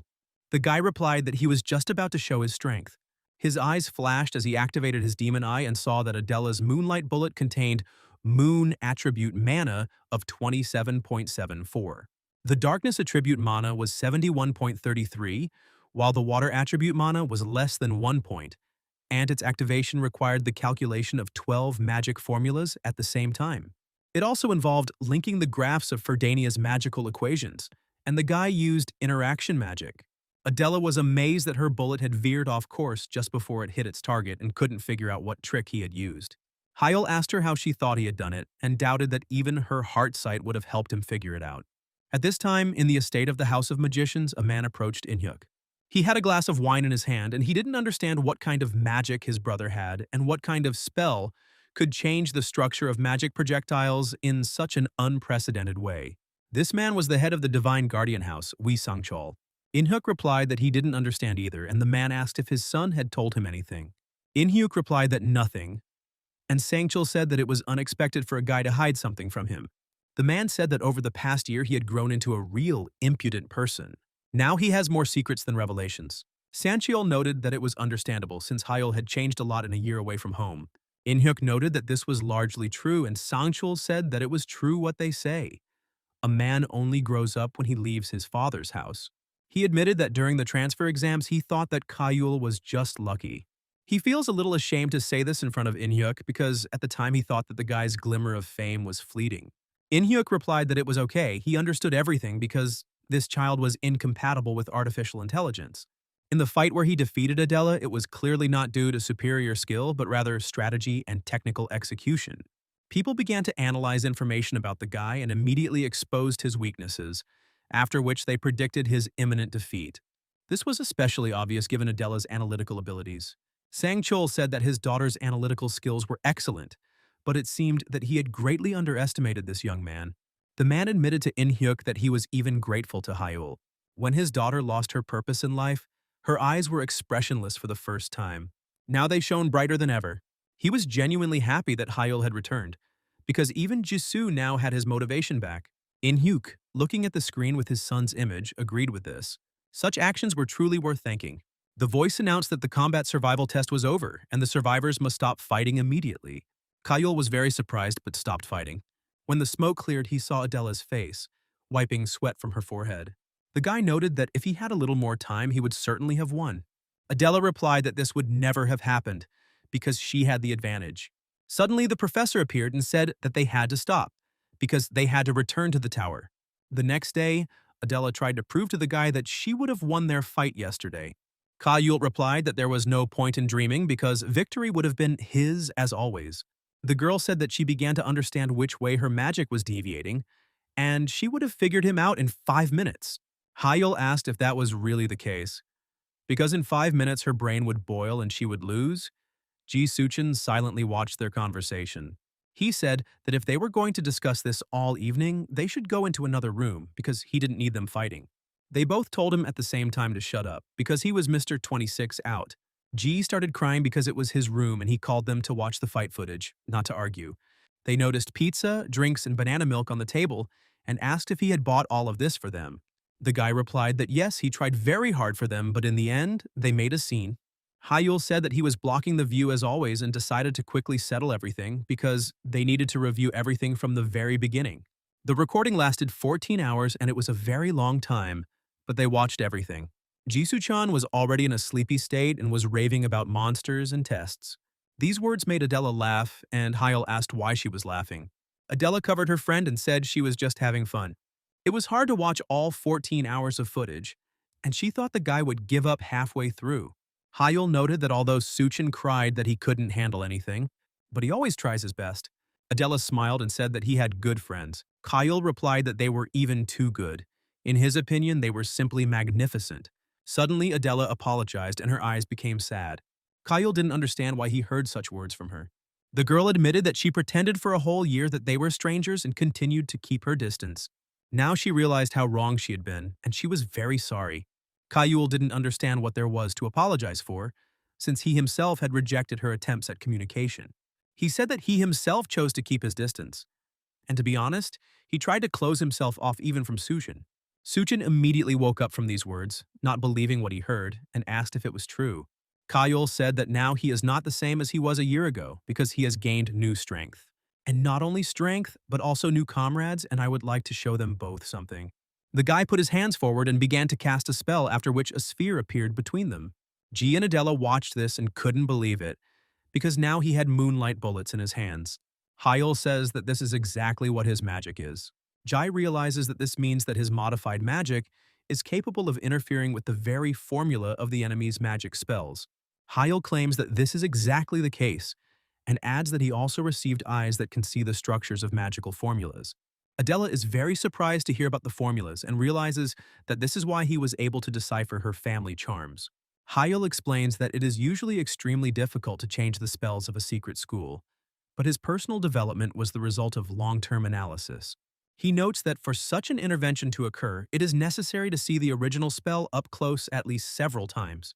The magic he used to defeat the turtle back then was also modified, as he had carefully examined the monster's shell and applied a spell that reduced its durability. In fact, the monster's shield had a magical structure, and Adela says she now understands how it was able to change the trajectory of her magical projectiles. It turns out that in order to interfere with the structure of the enemy's spells, he needs to fully understand their formula. So, at the first meeting, he could not do anything, because he simply did not understand how. Hyul replies that everything is exactly like that, and notes that the girl quickly grasps the essence.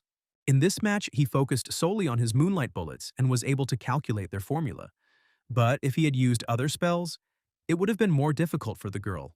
Little did she know that using only moonlight bullets would prove to be a fatal mistake on her part. She asked if this magic had any weaknesses, and Hyul replied that calculating mana and attributes was quite complicated. Therefore, he can only interfere with those spells that he has seen up close. And in a real fight, this may not be possible, and in most cases, the trajectory will only change slightly. Adela wondered if it was possible to turn the magic projectile 180 degrees and send it back to the enemy. Hyul said that there would definitely not be enough time for something like that in battle, and Adela added that mirroring spells would be cool. Sujin thinks that Hyul's charms are already too cheating. Hyul should have listened to him when he asked why he was revealing and discussing his secret weapon with Adela. Hyul asked if he didn't understand, and Adela also asked why he didn't understand, and G didn't understand what they were talking about. Adela and Hyul simultaneously said one word: Olympics.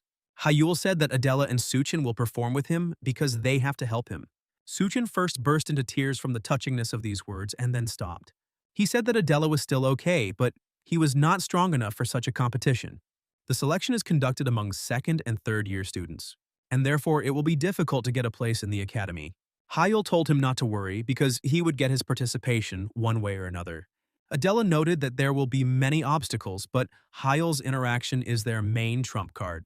If it is acceptable to use it in a match, then a team fight where they have to protect their magic stone while destroying enemy cannons will be within their power. Or a match where you have to steal a flag from the enemy base while defending your own would also be a winning option. Hyul said that they have team or siege battles in their pocket, not counting everything else. Adela asked if he had any other cards. Kayul smiled slyly and said that of course he had them. A couple of hours later, he found himself in his room in a cloak, leafing through a book. He realized that everything was ready and it was time to begin, after which he began to cast a spell and touched the book of Mimir. At this time, the girl in the room was lying on the sofa and reading a book, when suddenly a guy appeared and she greeted him.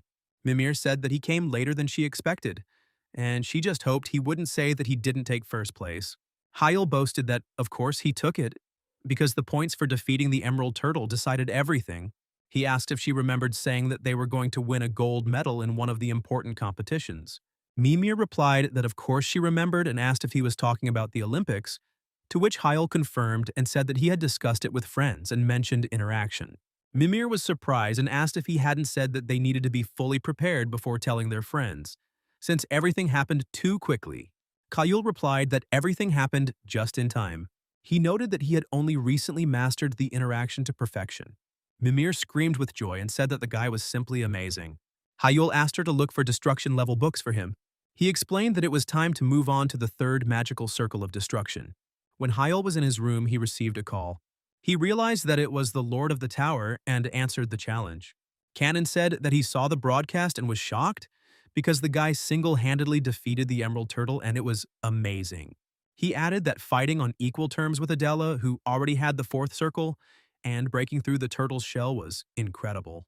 Cannon noted that he saw the girl's moonlight bullets change trajectory at the last moment. At first, he thought that Hyul was using some kind of mana distortion field, but he realized that was not the case. Hyul said that he sincerely apologizes, but he cannot reveal the secrets of his magic yet. Cannon replied that he got too carried away and asked for forgiveness since the guy doesn't have to answer. He acknowledged that the magician had a right to his secrets.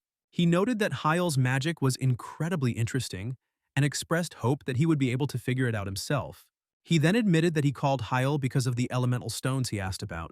Hyul asked if there was good news or bad news. Cannon came to the right room and said that the news was good, because now everything was ready and it was possible to raise the stakes.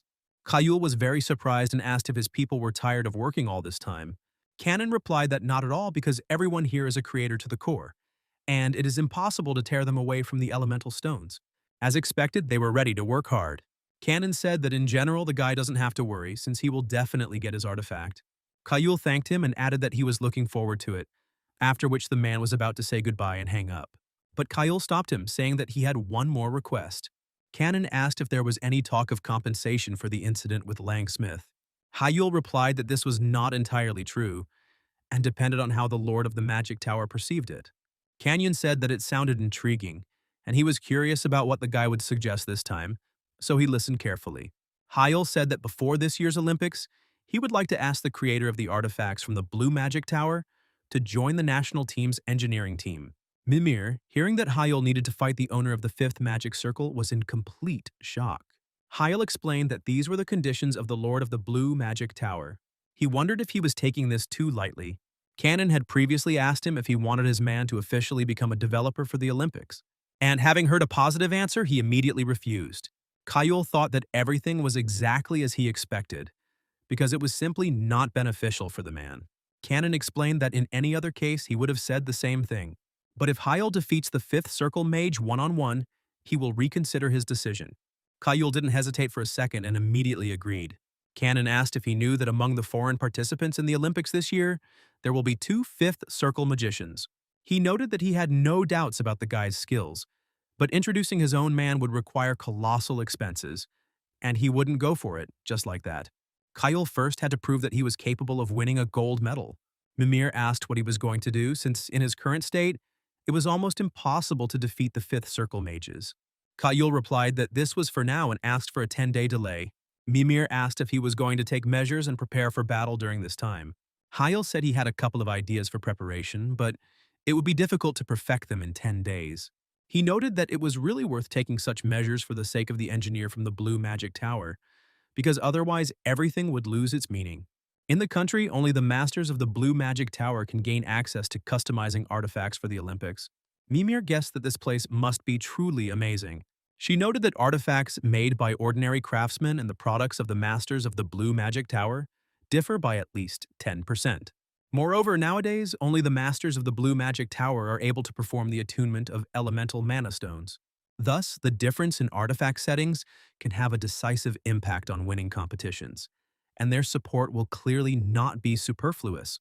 They came to the conclusion that it was imperative to involve these masters, and Mimir asked when he planned to begin the third stage of the test. Hyul said that he was going to first study all the books that the girl had prepared for him. Mimir was surprised by this and noted that this was a good attitude. She added that when he began the third test, he should convey her greetings and praise for his efforts. Hyul was very surprised and asked if she knew anyone there, but the girl replied that it was a secret. She explained that if she said it now, it wouldn't be as interesting. The rich hall welcomed everyone who came to the celebration of the subsidiary company of the House of Magicians and expressed hope that the guests would have a good time.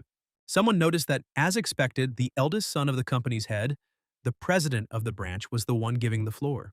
The man said he considered this to be actual confirmation that he had been chosen as the next head of the family.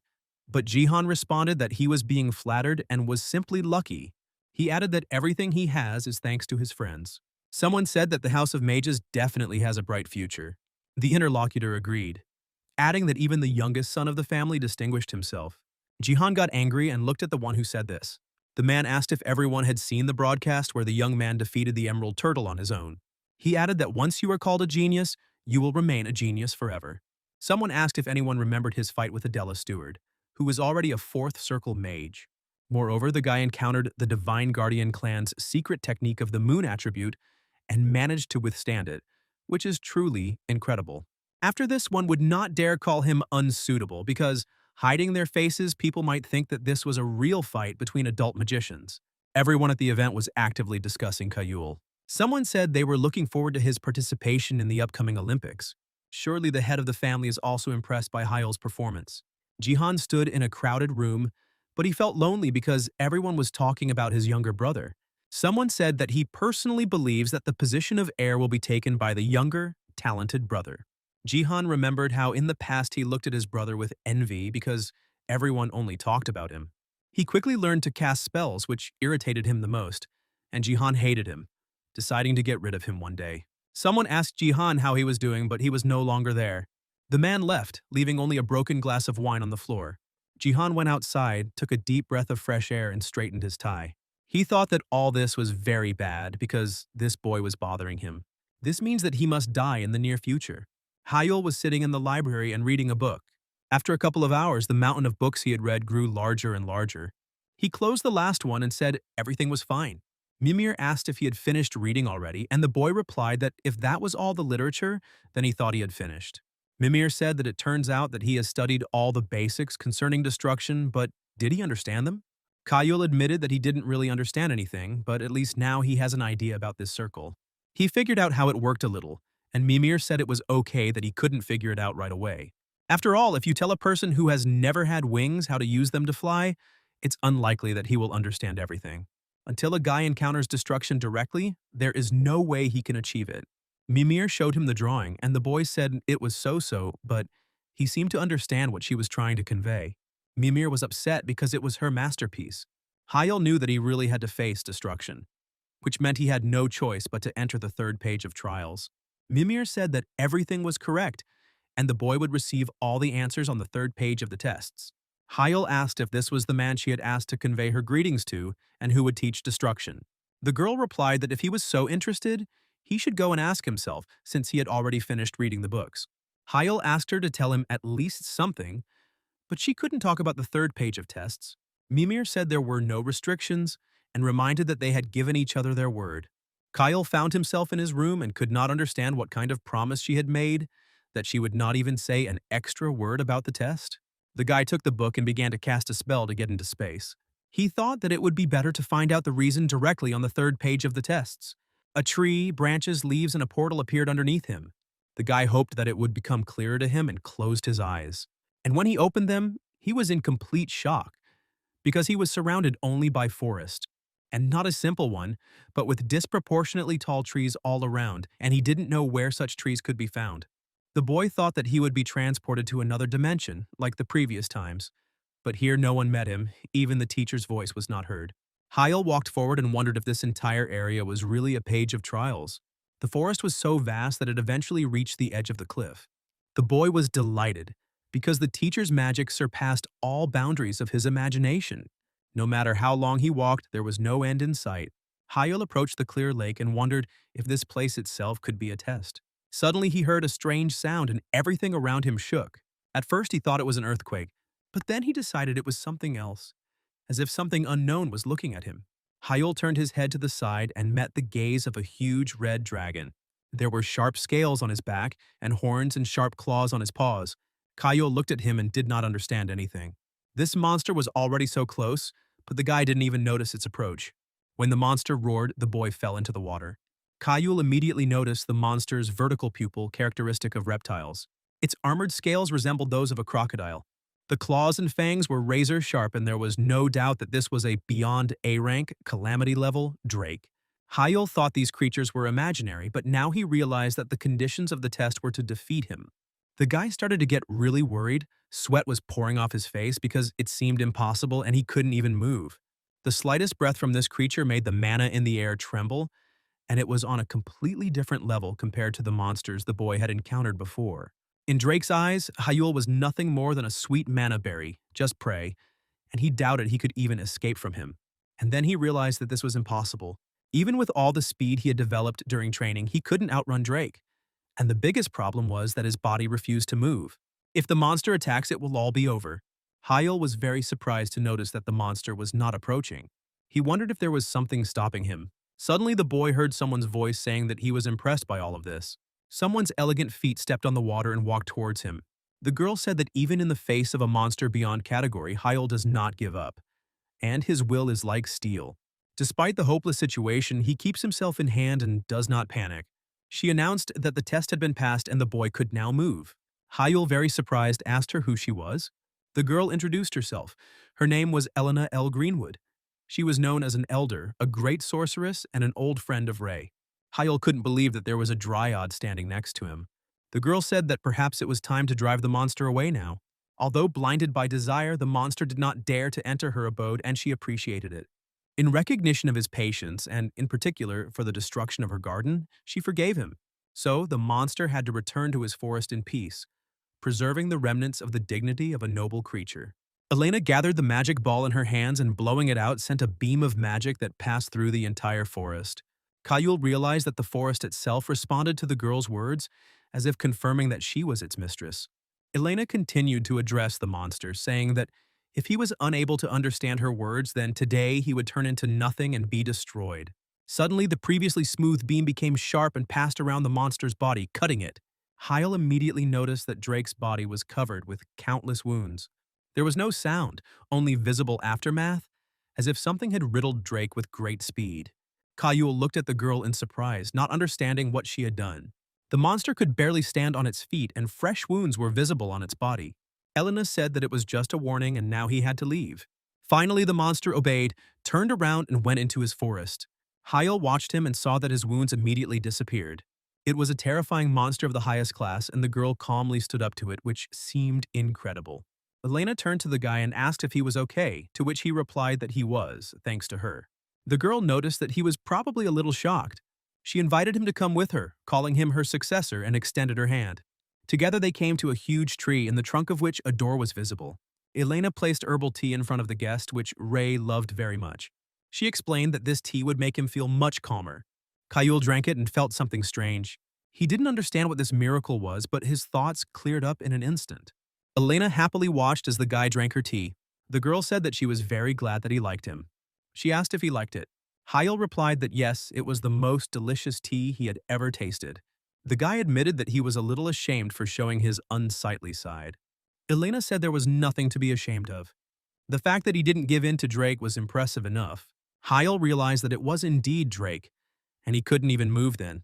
Although he is the master of the forest, he usually does not enter Elena's territory.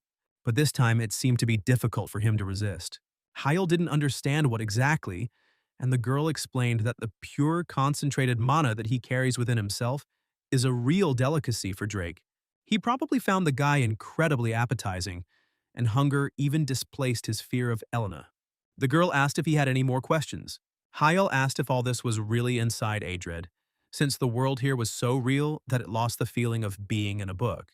The walk from the meeting place with Drake to Lady Elena's house took them at least 15 minutes, and the forest turned out to be huge, with a scale incomparable to the previous page of tests. The guy couldn't understand where exactly he was and what kind of place this was. Elena explained that this space extends from page 214 to page 232 of the book, being the third page of trials. Hyul couldn't believe it and asked himself if that Drake was not real, but created with the help of magic. Elena replied that she didn't know and that he wasn't entirely real, but not entirely fake either. Hyul was surprised how to understand this, but the girl said that this space was created based on the memories of the past. They were now inside Adred, which replicated the Greenwood Forest that once existed in reality. It can be called a copy of the real world because it is neither completely real nor fake. Hyul realized that the creators took the world of the past and rewrote it. He was placed in Adred's book, but he couldn't understand how that was even possible. Elena said that she doesn't know the details, and that the only one who understands this magic is Ray himself, the heir of his teacher. The boy remembered the teacher's words that one day he would reach Ray's level and understand everything. Hyul asked why the teacher created this space then, and Elena answered that it was to transmit a certain magic to him. It was the magic of the third circle of the Whitener style. It was necessary for the acquisition of destruction, representing the eye that could see the nature of magic, the divine eye.